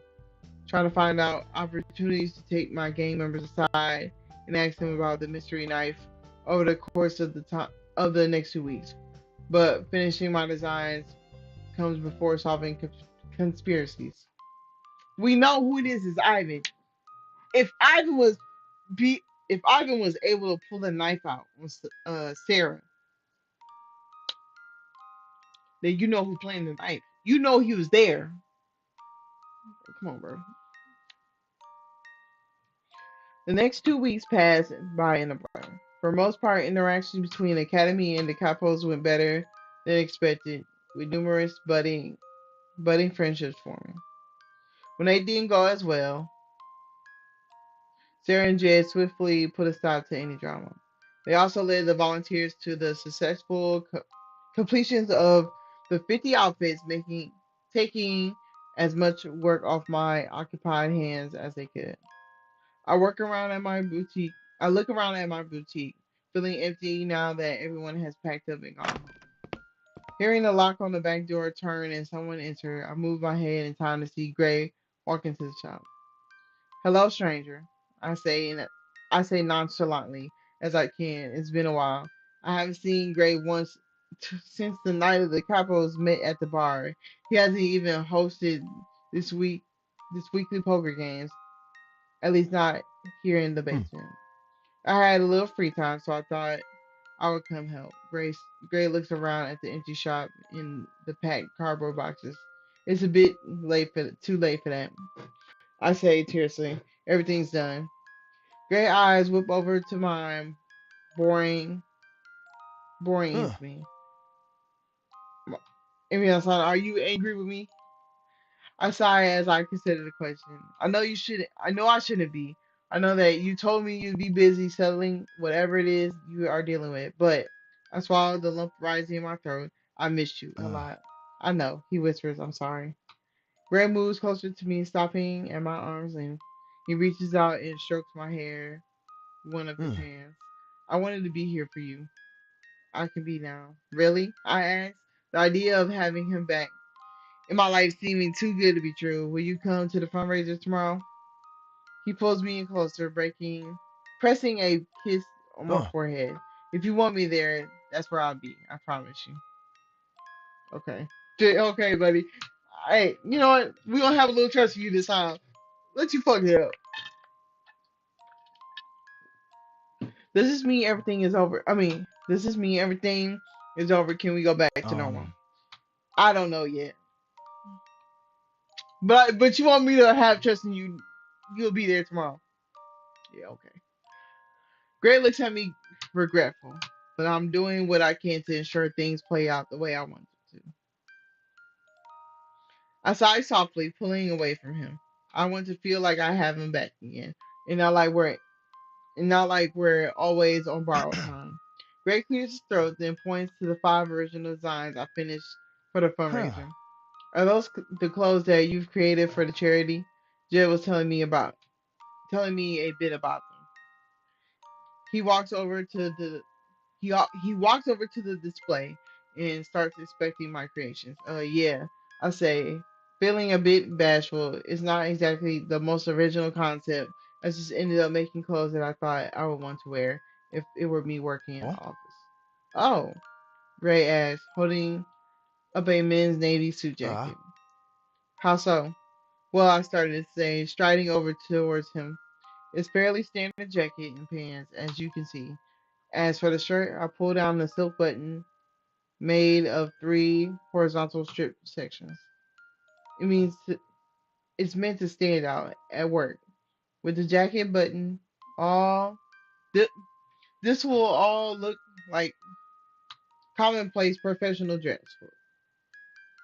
But someone could take the jacket off and then immediately be ready to meet up with friends or a Hmm. date. I can't say I've spent much time in the suit, Gray asked, taking the shirt's material between two Hmm. fingers. But it seems like a nice idea. Is it the same concept for women clothing? He points to a couple of the dresses matching jackets. Exactly.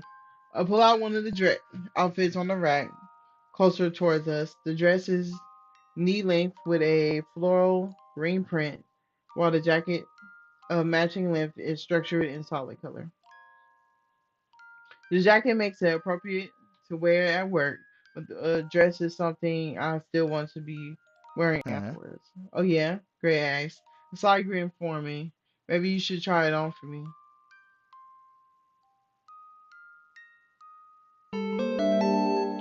Only if you help me change. I can't help but to tease him, falling back into our familiar rhythm. In my bottle of water. Gray's eyes darken with lust as he looks over to me. Oh. I love to do that. He takes a slow, deliberate step towards me, watching me carefully to see how I react. Despite the weirdness of these past few weeks, I know I still feel the same about him. I still want Gray very, very much. Hmm. Perhaps I should start with this. One hand reaches towards my sweater, slowly sliding it off my shoulder. Oh. Or these. His other hand slides up my thigh, fingers hooking themselves on the edge of my underwear. I look up at him from beneath my lashes. Whatever you think is best, Gray. Suddenly, Gray's strong arms wrap around my body, and he lifts me up, positioning my legs to wrap around his hips as he presses me against the wall. I blink, I blink in surprise, both of us, both at having been moved so easily at the close proximity of his body to mine. Feeling the warmth and solidity,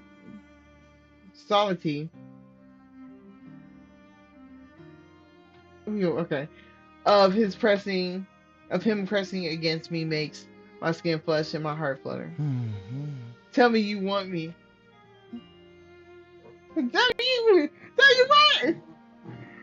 His lips brush against my ear. I do. You know that. You know I do. With gray eye. His lips crash against mine, and for a while, the taste of him is all I can think about. When I break away to catch my breath, I slowly regain my previous train of thought. Gray eye. I let him moan as his lips find a tender spot on my neck, nearly losing myself to him again. I have to be I have to be up early tomorrow. Tonight is not a good night for this. Ah, for a moment I'm conceived. I'm convinced I must be crazy to stop this when I know how badly we both want to continue. If only tomorrow wasn't so unbelievably critical. For a second, Gray doesn't move. I feel him take a few deep breaths against my neck before pulling away to make eye contact. He sets me down Uh, carefully. I suppose I suppose one could say this is karma for me stating I need to take my time. The mischievous glint Gray typically has in his eyes isn't quite there now. The way he's looking at me is more like is not wait is now looking at me now is more like longing. Lust is a competent is a component for sure. Woo! But this seems to be deeper, stronger. I believe he truly wants to be here with me. You can say if you want, I offer, speaking softly, though we'd have to be absolutely, sleep. hmm. Tempting, he says, the corner of his lips pulling up into a spark, but I don't think I could let you. Even if I could keep my hands off you, my son. I still want to spend more time with you. Then we'll have to just see each other tomorrow. I drink in the sight of him while I still can, reluctant to see Huh. him go. Tomorrow it is. He swoops in for one last quick kiss. Oh. Good night. Good night, Gray. As I watch him leave, I have to stop myself from changing my mind and calling out to stop him. I reassure myself that another opportunity to be with Gray will come along soon enough. All right, Gray Oh. time. Dang, this is a nice place, Sarah exclaims, as she, Jed, Nikki, Gray, and I walked up to the hotel, boxes in hand. Hmm. Very fancy, Jed says, nodding along. An employee immediately comes around to assist us, loading the cardboard containers onto a luggage cart. I explain to him that I'm a designer participating in the Work Week Wear conference, and he nods in affirmation. I'll take this over to conference room 3C for storage. You can double check with the front desk, but I believe the event will be hosted in 3B next door, the bellhop says. Okay, thank you. I give him a polite smile before my attention moves towards locating the elevators. My pleasure. A warm pair of arms wraps around my waist. Hmm. Is this the kind of place you'd like me to take you someday? Gray whispers into my ear.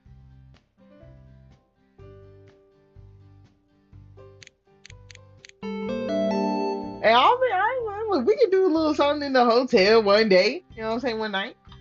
Having our own room sounds nice, I say seductively, speaking at a low enough volume for the others not to Uh-huh. overhear. Oh yeah. Oh yeah? Gray smirks, and what do you imagine us to be doing here? Whatever whatever you tell me to. I grin wickedly, knowing exactly which buttons to press. Gray stares look at his face. Gray stares back at me, his eyes dark with Uh. desire. Be careful what you wish for. I might just give it to you. That's exactly what I'm counting on. I skip a couple steps ahead, pulling the door open into the hotel lobby and heading inside. Okay. After taking the elevator, we head over to the registration table located outside the relevant conference rooms and greeted by a stylish looking woman in her 30s. Hmm. Okay. Hello, I'm Angela. I'm in the event coordinator for Workwear Week's fundraisers today. Are you all attending as guests today? The three men stood, but Sarah and I don't. Hmm. Hi, I'm Sarah Jones. I'm here as a photographer. I spoke to Nellie Forrester and received permission a couple of weeks ago. I'm so glad I asked Sarah to call him and set that up. I feel secure knowing Sarah will be able to capture my work. Confidently, she'll do it in a flattering way. Angela confirms something in her notebook before Oh. nodding. I see. She smiles brightly at Sarah. I'll get you a press badge. And you? Angela turns her gaze towards me, still smiling. I'm a mind saying you, she. I also spoke with Mr. Forrester, but about appearing in today as a designer. We brought the required outfits with us. I believe an employee took it to room receipt. Oh no, no! You saw her face switch up. That means some bullshit just happened. Somebody took our fucking outfits and finna burn them bitches. Look at this shit. Look at this shit. Oh. You saw that face though? Alright, we'll keep going. Let's hope no fuckery happens. I might be wrong. Mine just went off her face especially. Oh yes, I remember being told you were at it. She seems reluctant to speak any further, eyeing another group of people that just approached the table. Can we speak a little ways down the hallway? Angela asked, and I feel a nervous heat creep through my body. Sure. See, some bullshit. Through the others stay behind. Though the others stay behind, watching us walk away, Gray follows. He stays just far back enough to not appear like he's listening, pretending to be fixated on a piece of artwork hanging in the hall. Is there a problem? I asked nervously as Angela and I come to a stop. We thought we had enough male models for all. Okay. For all the original designs today, but we've had several last minute cancellations. There isn't enough, Angela looks at me apologetic. Since you were the last designer to join, well, I'm too busy trying to keep a straight face to answer. I got 2 men back here. Let's get it. Hey, Jed, get you a suit on, nigga. Great, get you a suit on, nigga. What? The work, all the work and time everyone's contributed to this day, these past weeks, was all for nothing. We can still credit you as a full participant, and we have plenty of female models available, but I'm afraid you won't be able to present any designs that require male models. Angela studies my face, looking concerned. Aren't the models able to change into new clothes throughout the show? I say finally. Well, of course, but even after altering the catwalk order, we couldn't find a way to get male models that would fit the measurements you sent in. Okay, in time. The schedule is just too fast paced for the models to do all the clothes changes they would need to. Something has to give. Angela looks at me with pleading eyes, willing me to understand. I let the severity of the situation sink in. With over half of my original outfits unable to be shown today, can I make a big enough impression to have the hope of media coverage? Excuse me, Gray cuts into the conversation. Couldn't help to overhear. And is there any chance that I could volunteer to model Miss Yushi's clothes? Yes. Angela says, taken aback. Provided they'll fit. I don't see why not. Excellent. Great. Good shit, Gray. Gray grins at me while I stare back dumbfounded. And those two gentlemen over there. Oh, we did bring Nikki along. That's 3 niggas. Hey, y'all get y'all shit on. And those two gentlemen over there, the ones we've arrived with, could they do the same? Well, sure. Angela smile is back. The coordinator for the models is in room 3C. She can give you all your instructions. Sounds great. Thank you.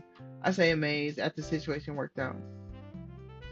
As we walk behind Angela, finish checking in, I resist giving Gray a huge hug. You saved the day, I whispered, looking up at him with a smile. Gray was fine without me. I just wanted to see all your effort get the recognition it deserves. I know how hard you've worked for this. Gray, you're the sweetest. I beam at him, absolutely ecstatic, thinking Jed and Nikki will agree to be models. I'll convince them. Gray seems quite confident. Leave that to me. As I finish up the registration process with Angela, Gray somehow gets the other guys on board. I'm thankful they're willing to help me. Doubtful either of them will want to be models for a day. Oh, the rest of the setup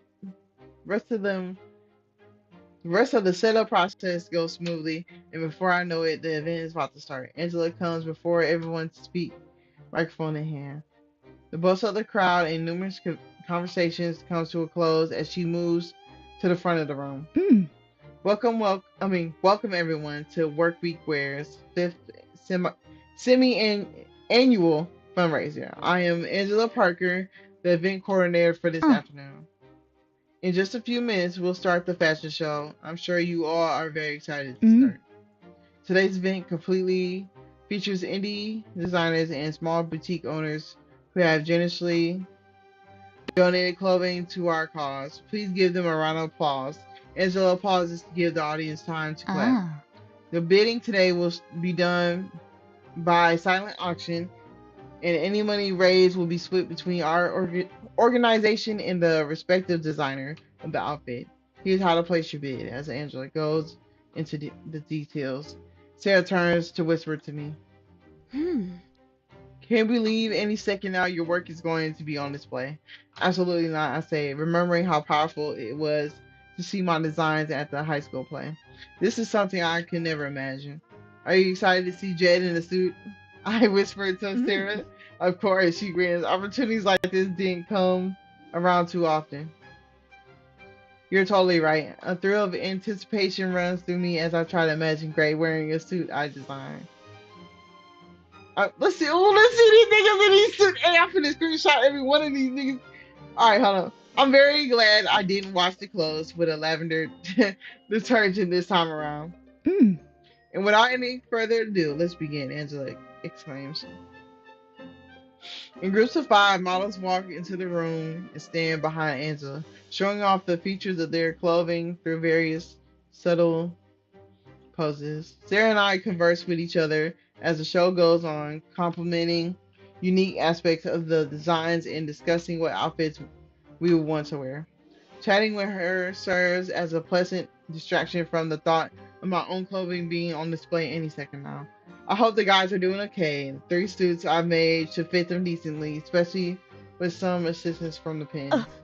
Look, Sarah squeals, getting her camera ready as the next group walks to the front of the room.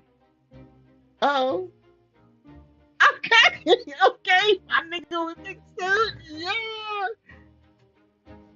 He think he doing something. I'll give him his credit. He look good. I ain't look good in the suit. I ain't gonna hold you. A whirlwind of emotions run through me as I see the 2 female models along with Nikki, Gray, and Jed standing before the crowd dressed in my handiwork. Gray in particular walks to the end of the catwalk and flashes his iconic gray at the crowd. He makes a finger gun and puts on his blazer. I can't help but beam with pride. Gray looks so good, I never imagined. Do you think people will like them? I asked Sarah, no doubt disturbing her as she takes photos. What's not to like? They're beautiful at my son. Yes, son. She flashes me a quick smile. Jed looks great. Dang it, we can't see Jed in the suit. I just want to see him in the suit. That's all that is. To my surprise, I do see some people taking notice and jotting things down on paper, following the instructions Angela gave to place a bid. That has to be a good sign. The showcase phase of the event soon wraps up, and the guys walk over to us afterwards while bidding phase is officially started. How do we do? Nikki says, dressed in a regular clothes again. You all looked amazing, Sarah replies, looking only at Jed. Oh, you kept it on tight. Gray, I noticed him. Didn't undress, I asked, seeing him wear the outfit still. I honestly feel like wearing this a little longer. He admits, been getting some good feedback on it. Did you really have to do the finger gun at the end there? I asked with a grin. Give me some slack. That was my first thing. That was the first thing that came to my mind. Gray smiled sheepishly at me, running one hand through his hair. It was adorable. I say earnestly, excuse me, are you designing for these young men's outfits? Uh-oh, okay. I know she got money. Go ahead. I feel the top of my shoulder and turn to see an elegant middle-aged woman trying to get my attention. Oh yes, I am. I'm Amaya-san, Yushi. I reach out to shake her hand, which she accepts. Nice to meet you, Miss Yushi. You can call me Evelyn. The woman gives me a polite smile. I just wanted to say I enjoyed your work. I hope to see you at the next fundraiser as well. Okay. Oh, so I'm hearing another opportunity. All right.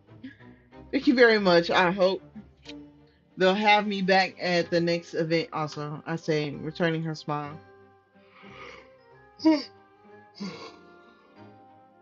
Evelyn says a brief farewell to the group and is on her way. I turn back to everyone grinning. Hmm. Wait, that's funny word, Kelly. That's a kind. That was kind of her. Jid says. Yeah, I shake my head in disbelief. This whole day has just been Oh. unreal. Well, you deserved it, Sarah rests her head on my shoulder for a second. You've been working so hard. I couldn't have done it without you guys. Thank you all so much. Seriously, this has been such an incredible Uh, moment. It's not over yet, right? Nikki points out. Don't you still have to get paid? How does that work? All right, I'm not really sure. I should go talk to Angela. I searched for my event coordinator in the crowd. She already told you. Upon spotting her, I make my way over and inquire about payment for my Hmm. class.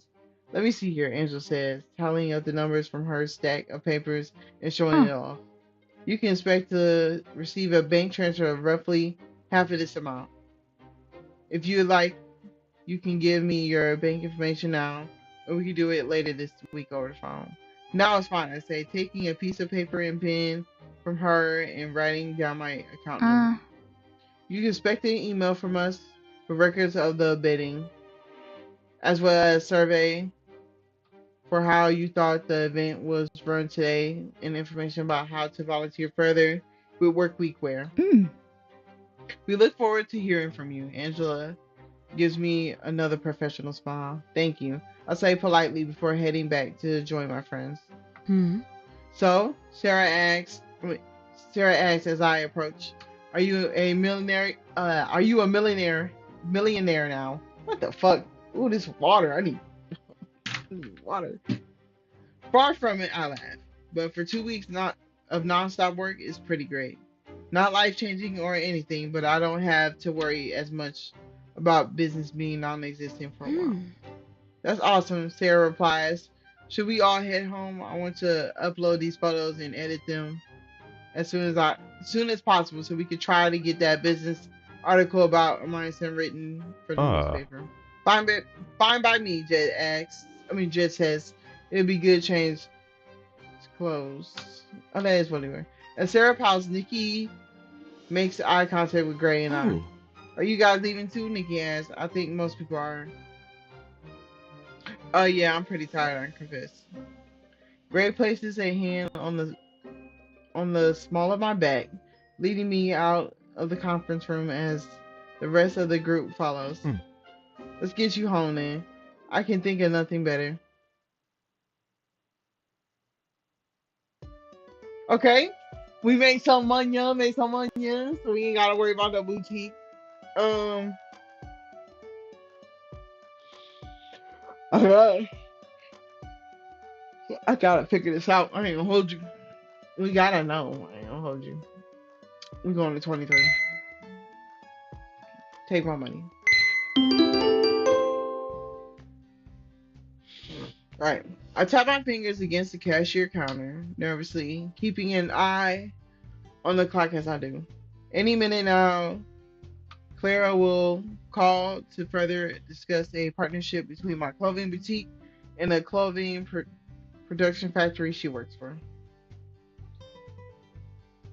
I first reached out to her company the day after the fundraiser, inspired by reading the list of helpful resources and contacts Workweek sent out to their participating designers.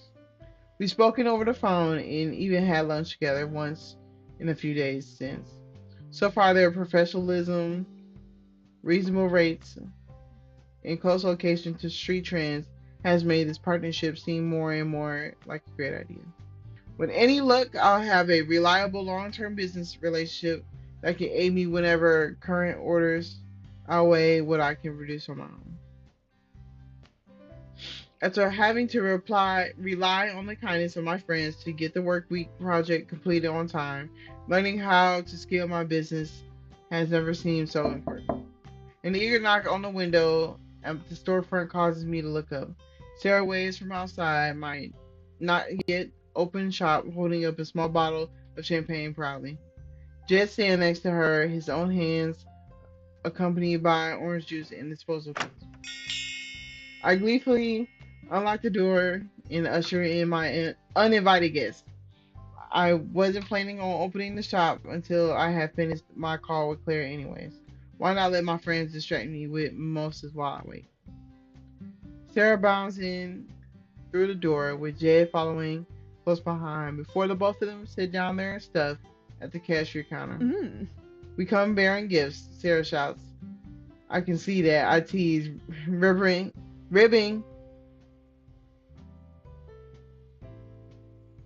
ribbing her lightly. I eye the two of them curiously as we start to pour the juice and pop open the champagne. What's the occasion? Hmm. I ask. You, a deep, familiar voice from behind says, ah!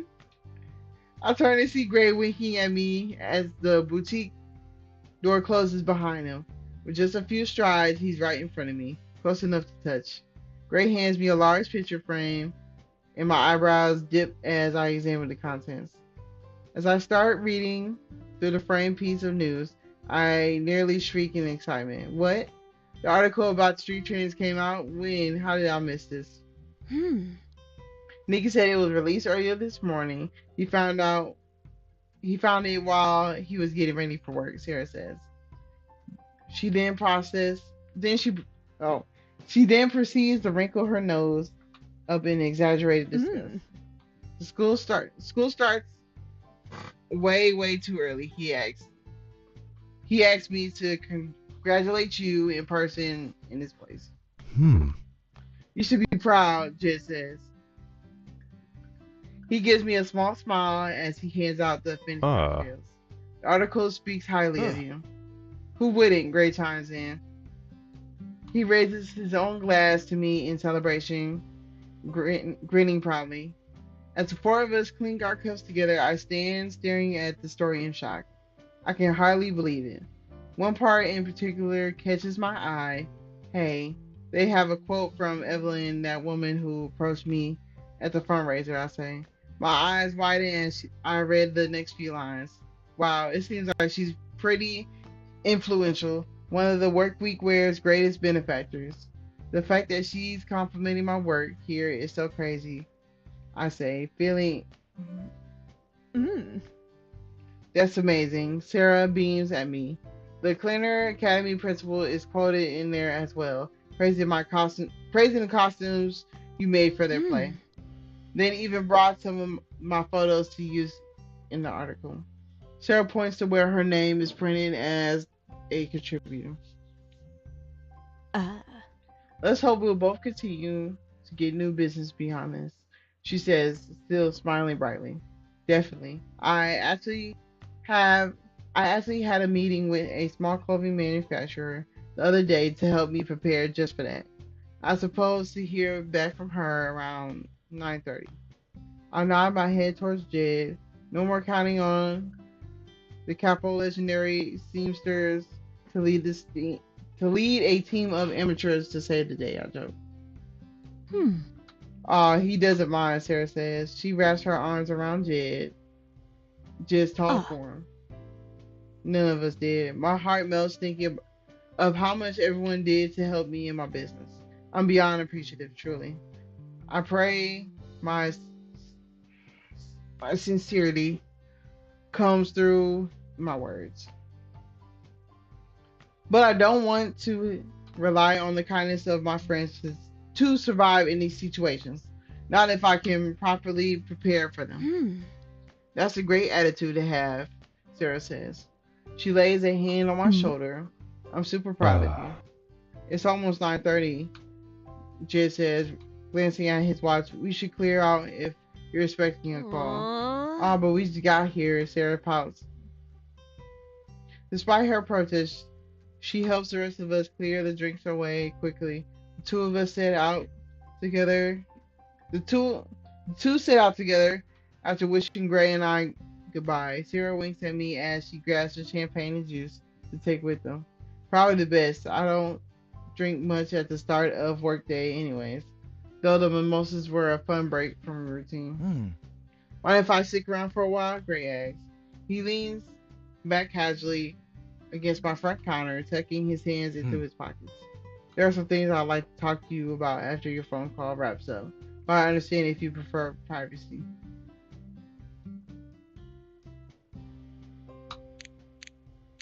Yeah, I'm not playing. You better be good. Don't be on no goofy shit. I twirl and lock. I twirl the lock of hair around my finger as I speak. My my tone flirtatious and Oh. light. Oh, Ray raises his Oh. eyebrow. And what does that entail? Doing as I say, being quiet when I tell you to be. I grin as my words cause Gray's eyes to narrow and his lips to twitch. I love pushing his buttons. Gray slowly lifts himself off the counter and saunters over to me. One hand combs through my hair gently before resting on the back of my neck. Oh. You have it backwards. You're in my. Gray speaks deliberately, his silver eyes staring into mine. Using his free hand, he rubs his thumb over my Hmm. lips.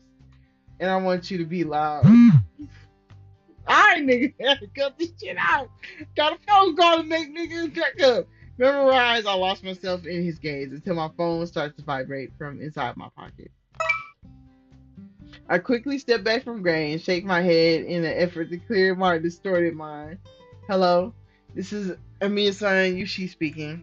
Hello, Miss Yushi. This is Kara. We had lunch together the other day to discuss our clothing factory collaborating with Street Trends to produce your designs. Oh yes, I'm really excited to talk more in detail about it.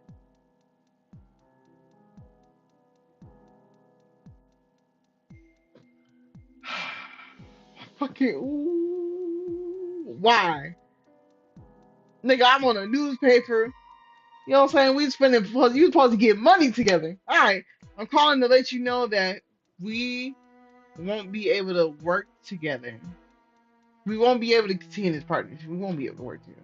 I freeze in place. Gray's eyebrows lift and he takes in my expression, and I slowly shake my head at him. Well, I'm very sorry to hear that. Could you tell me why?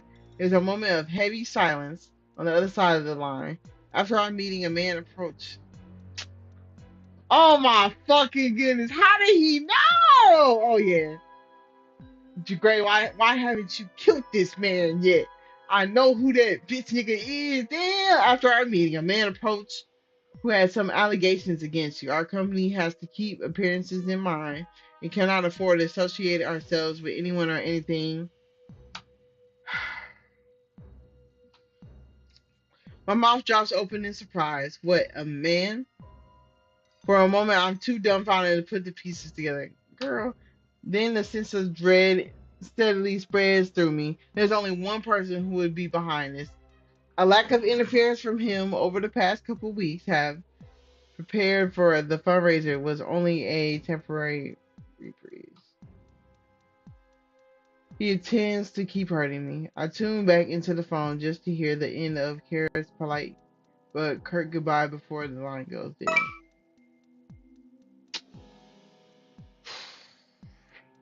Trembling hand slowly retracts from my side, from the side of my face, taking my phone with it as it falls simply at the side. Gray's arms encircles my waist in an instant. What happened? His voice is a whisper, his voice full of concern. His Ivan again. I try to speak clearly, but my emotions seep into my words. He told them something about me and how they won't work with me anymore. Uh. Told them what? Probably I was in the gang, and you know that girl? She do gang work. Gray's perplexion mirrors my own. I don't know. Maybe he didn't say anything about me. Maybe he just threatened them, or maybe he. My eyes start to sting as a sense of hopelessness comes over me. Gray presses me to him, and I stand in his embrace, breathing his scent in and out until I feel calm enough to continue. I didn't imagine he'd try so hard or go this far I say, wiping my eyes. I feel he'd sooner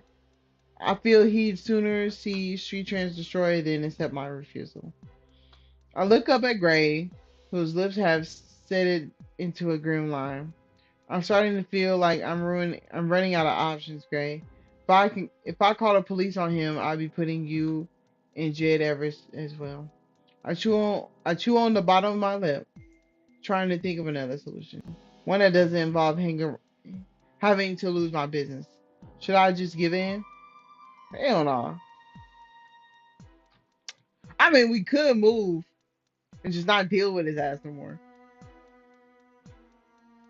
We could move. What's wrong with moving?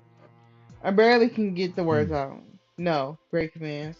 The hardness of his tone takes me Ugh. by surprise. No, my son.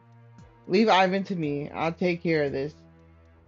I don't want you to get caught in illegal activity because I persuaded you to rent out your basement. His voice is still firm, but with gentlest now laced through Hmm. it. I can protect you. He looks at me. His affection clears despite the negative emotions weighing on both of us. Gray then rakes a hand through his hair, taking a Hmm. deep breath. I'll talk to him. I'll go now. Are you sure? Wasn't there something you wanted to talk to Ugh. me about? It can wait. We'll be safe, nigga. Because if he set you up again, ugh. Gray presses a light kiss against my Ugh. forehead. I'll come back as soon as I can. We'll talk then. The moment I finish bidding him goodbye, uncertainty settles in the pit of my stomach. I want to trust that Gray can handle his business partner. I know he's more than capable, but still, Ivan is unpredictable. Yeah, sure is. After running upstairs and booting up my PC, I log in my property insurance account and read over the coverage carefully. I jot down a couple questions and the customer service number, but overall feel reassured. My policy covers a range of terrible events from arson to theft. Hopefully, I never have to cause to file a claim, though start stealing myself to expect the worst. In between customers, I spend the rest of the day running back and forth from the shop to my living quarters. I search through my things, look for what's most invaluable to pack into boxes. Though a lot of my time is spent determining what has sentiment value, I do pack up some particular items into a small backpack as well. My passport and most important documents, the bearers of toiletries and the change of clothes as well as some cash and a backup of my hard drive are all contained in one convenient portable package. Hopefully, I'll never need to use it. I don't feel the need to call up Sarah and ask her to store my things for me yet, but my heart grows lighter knowing I'm organized and have a plan. It feels a bit silly packing up my belongings when I was doing the opposite just a short while ago. While combing through my stuff, I come across the photos my parents had sent over months ago, grimacing at grimacing as I spot one of Sarah and I as active gang members in our Clanner Academy days. Hard to imagine such a harmless looking keep keepsake keepsake whatever was a catalyst for the drama between Gray and I. Still, I can't help but feel some amount of gratitude. It's funny how much easier things feel now that I don't have to keep up a deception. Perhaps it would been the best if I had been truthful from the start, but back then I was unsure how Gray would react. It's tempting to be hard on my past decisions now when everything's turned out okay. But honestly, I'm lucky that I didn't lose him. Really lucky. I tested his trust so early in our relationship, yet he's still here, supporting me and looking out for me. No secrets is all I can really do going forward. I can learn from my mistakes. You better look through that peephole. I ain't gonna hold you. A soft knock at my apartment door overtakes my Uh, attention. It's me. Oh, okay. Gray's voice calls out to me as it sounds slightly uh, muffled. Can I come in? I bound over to the door, pulling it open from him. Of course, I say. As he enters, I search his facial expressions for hints about how his conversation went with Ivan. Gray takes my hand in his, leading me over to the hmm. couch. He's going to leave you alone. Yeah, okay. Gray says, looking into my eyes.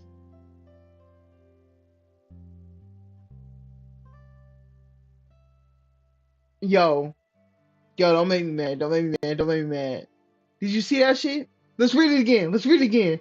Before I get fucking mad. He's going to leave you alone, Gray says, looking into my eyes. And so am I. What the fuck are you talking about, nigga? What the fuck are you talking about? Let's click Hmm. through. I'm breaking our lease agreement. We'll be moving our operations soon as possible. Okay. You still gonna see me, right? Like what you doing? Frowning, I struggle to comprehend the severity of his statement. You're leaving? I asked finally. As relieved as I am to be rid of Ivan, I don't want to lose my connection to Gray. Well, you're not gonna lose y'all together now. He know where you live. He come over. You know what I'm saying? Spend a few nights. He can move in. You know what I'm saying? Uh, But just your basement. Yeah, okay, good. Yeah, gotta make sure. Gray gives me a half smile. I'd just like to come over as your boyfriend from now on. I could get used to that. A smile of my own starts to form as I savor his choice of words. My happy expression halts as I recall the pledge I made to myself earlier in the evening. No more lies, no more hiding the truth. There's something I need to tell you first, something you need to know before we make anything official between us. Gray's eyebrows immediately drawn oh, toward each other. What is it? He asked.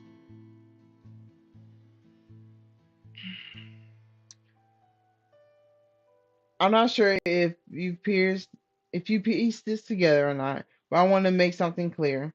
I breathe deeply and calming my nerves. I'm the one who called up the cops on you that night back in high school. I needed a distraction so that I didn't have to face you in a fight. For a moment after I speak, I squeeze my eyes shut, afraid to see his reaction. When I open them, I find Gray staring at me uh, intensely. Was it you who planted the knife as well? He speaks softly, though his tone is far from gentle. What? No, of course not. My mouth gapes at a loss of words. I know some of the capos mentioned a knife at the bar a couple weeks ago, but I didn't know you believe Planner planted it on you too. Gray just yeah. shrugs. It seems the most likely explanation. Gray, I would never do that. Seriously, I called the cops because I was trying to save my own skin. I plead. I pray he'll believe me in spite of my history of deceit. Gray doesn't look convinced. What the fuck? I thought you would have revealed that we knew each other, that we had been. I wave my hands in exasperation, struggling to define what Gray and I were to each other back then, if anything. I don't know. What, somewhat friendly? I thought Sarah and everyone else would never have forgiven me for fraternizing with you. I say bitterly, recalling how trapped I felt. Really hated the Phantom back then. Uh, He breathes out a hmm. sigh. Truthfully, I would have been surprised if it had been you. But I don't think a the capo was responsible and no one else was there. Could a member of your gang had gone rogue? I shake my head. That thought occurred to me after hearing what your gang members said at Wasted. I asked around when everyone was here, helping me prepare for the fundraiser, but everyone denied it. No one knew about my plan to hide and call the cops, so it doesn't make sense for anyone from Clanner to give you a knife and risk you using on me. They had a hard enough time convincing me to fill the leadership role that I highly doubt anyone was looking for me to get hurt. Gray nods as he follows my line of reasoning, but then Yeah. sighs. If we can rule out the Cleaner gang and then the Kappa gang, who else would have possibly done it? What about Ivan? Has he ever told you what? he was doing there that night, I asked. The memory of our first meeting is practically burned in my brain, though whether that's due to Ivan's unsettling nature or dramatic events of the evening, I can't be too sure. Huh? Ivan, Ray repeats, looking dumbfounded. He was at the park too? Yeah. He's never mentioned it to you? I figured it would come up considering how long you known each other. My brow Hmm. furries. No, not once. Believe me, I would have remembered. Ray's tone is flat as he speaks, his body language stiff inward. Oh. I shift uncomfortably in my seat, not sure what else to say. Why would Ivan keep that from him unless he has something to hide? Watching someone get arrested doesn't exactly seem like the type he thing you do. You would forget. Nor Ivan is the type to watch his words. Hmm. You saw him that night. Did he say anything to you? Do you know what he was there at? Gray asked after a moment. Pause. I stayed hidden in the trees to watch how things played out, and he found me there. Ivan struck up a conversation about how the night didn't go as he intended, but played right into his hands. I suppressed a shoulder. I suppressed a shudder as I recall how cryptic and creepy it was. He was, even as a teen. Ray falls back onto the couch as if someone knocked the wind out of him. Are you alright? I asked tentatively. I know he's your partner, but do you think he could have been responsible? That's are kind of his style. I grimaced and as I recall the fight between him, Sarah, and I Huh. back then. Yeah, Ray said slowly, taking things in. His fist clenched until his knuckles turned Hmm. white. I asked him about it. Ooh, shit. Then he shakes his head, looking so lost that it breaks my Uh. heart. I was so tough on you for concealing something from me for a matter of months. To imagine he's been lying to me for years is just. Maybe you should just end things with him, I say gently. If you have to move away anyway, and you aren't sure you can trust him, Hmm. maybe it's not that easy. Grace says in a bitter tone. Well, what?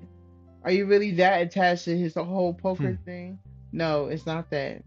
Gray waves. Uh. He waves my question away. If it was just about the job itself, there'd be no issue. I mean, it pays well enough, but carrying out the operation in secrecy is a hassle. It's not worth the trouble, really. So then why not quit? I asked, genuinely Uh. curious. It's Ivan. Gray sighs. He won't let me. Not without serious consequences. Gray! Come on, Gray. Be better. Like he'd turn you into the police or something? Wouldn't that incriminate him as well? My eyebrows draw together as I contemplate Gray's Huh. words. Let's just say,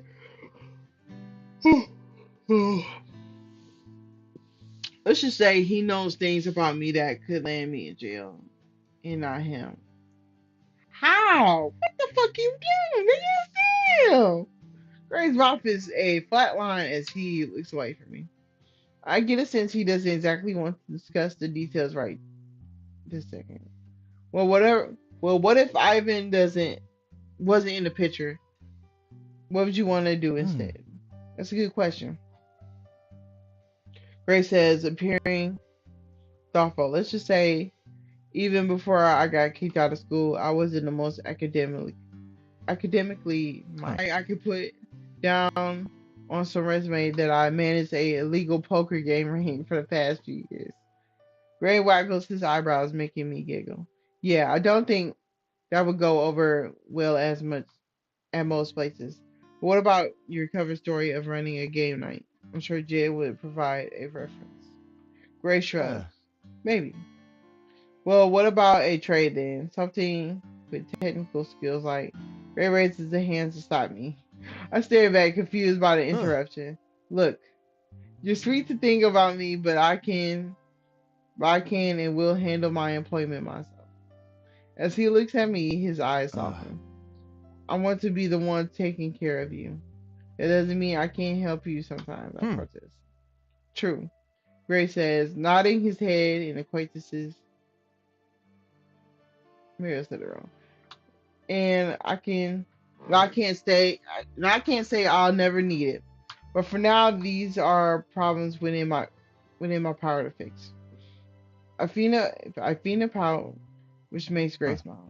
Sorry, love, but things being my control is exactly how I like it to be. Whether that is the bad things Oh. or the good things. Gray traces the side of my cheek with his finger. What happens if they are not? I say, my tone somewhat suggestive. Gray's eyes flicker towards the jumble board we played on just a short while Hmm. ago. Do you remember when we talked about what the BDSM acronym stood for? He asked, appearing nonchalant. Yeah, bondage. This girl remember the goddamn thing. Bondage, dominance, submissiveness, and my eyebrows fury trying to recall the meaning of the last letter. Ugh. We were interrupted before we got to M. Gray reminds me. All right. What does that stand for? His gaze becomes more and more serious. He watches me Hmm. closely. Misogynism. To to derive pleasure from receiving pain. It goes hand in hand with the alternate meaning for S, which is sadism. Hmm. Sadism. Sadism would be depriving pleasure from inflicting pain. Oh, I say, I shift nervously on the couch beside him, apprehensive about why he's bringing this Uh. up. I'm not into that, Gray says clearly, still observing me. I let out a breath I didn't realize I was holding. He reaches out for my hand, wrapping it in Ugh. his own. I enjoy taking on the dominant role in sex, but want to submit. I want you to submit because you love how you feel when you give your body to me, not because you fear what I'll do if you don't. Gray's eyes blaze with Uh. intensity. I can't overstate how important it is to me that you enjoy being under my control. If you don't want me there, huh. If you don't want me to be, there aren't consequences for that. I stop whatever it is I'm doing. I lean towards him, placing a kiss on his cheek. I appreciate you telling me all this, Gray, but heat rushes to my face as we speak. What if I want to challenge what you say, but don't want you to actually stop? Bashfulness feels almost silly, considering I'm a grown I'm a grown woman in relationships before. Even so, I can't say I've talked much about this with Hmm. anyone. Well, Brady subs aren't uncommon, but it's dangerous territory. Gray's free hands works his way to my hair as his eyes look into Hmm. mine intensely. If resisting or telling me no is part of fun for you, playful or otherwise, then we would need a safe word, something that always means you want me to stop right at this second. That makes sense. I smile at Gray, feeling much safer and more comfortable than I did when this conversation started. I don't really know exactly how I want our dynamic to be. I know I like teasing you sometimes, but I don't know if I want to bring that into the bedroom. There's a pause in our conversation as I start to imagine being intimate with Gray again. Would I still want to play coy Ugh. then? We'll think about it, Gray says finally, standing up off the Oh. couch. It can only help us to have one in place, even if we never use it. Are you leaving? I ask. A frown forms on my face as he moves closer to the Uh. door. I want to think over my situation with Ivan, Gray says, looking slightly Uh. apologetic. I don't think it'd be much fun even if I stayed, he admits.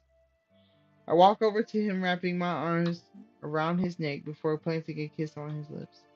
Next time I won't let you leave so easily, not before you pay me much more attention.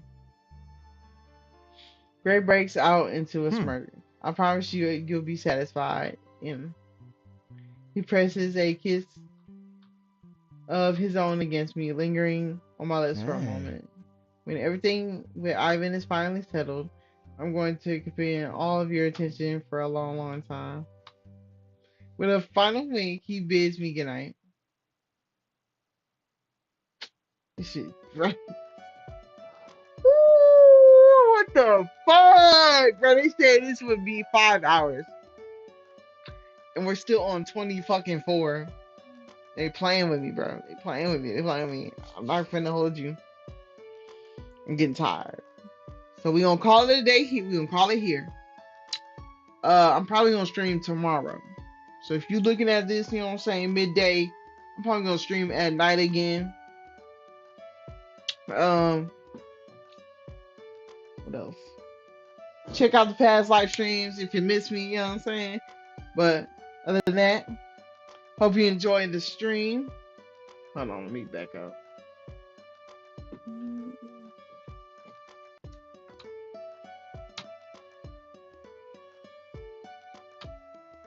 Hope you enjoyed the stream.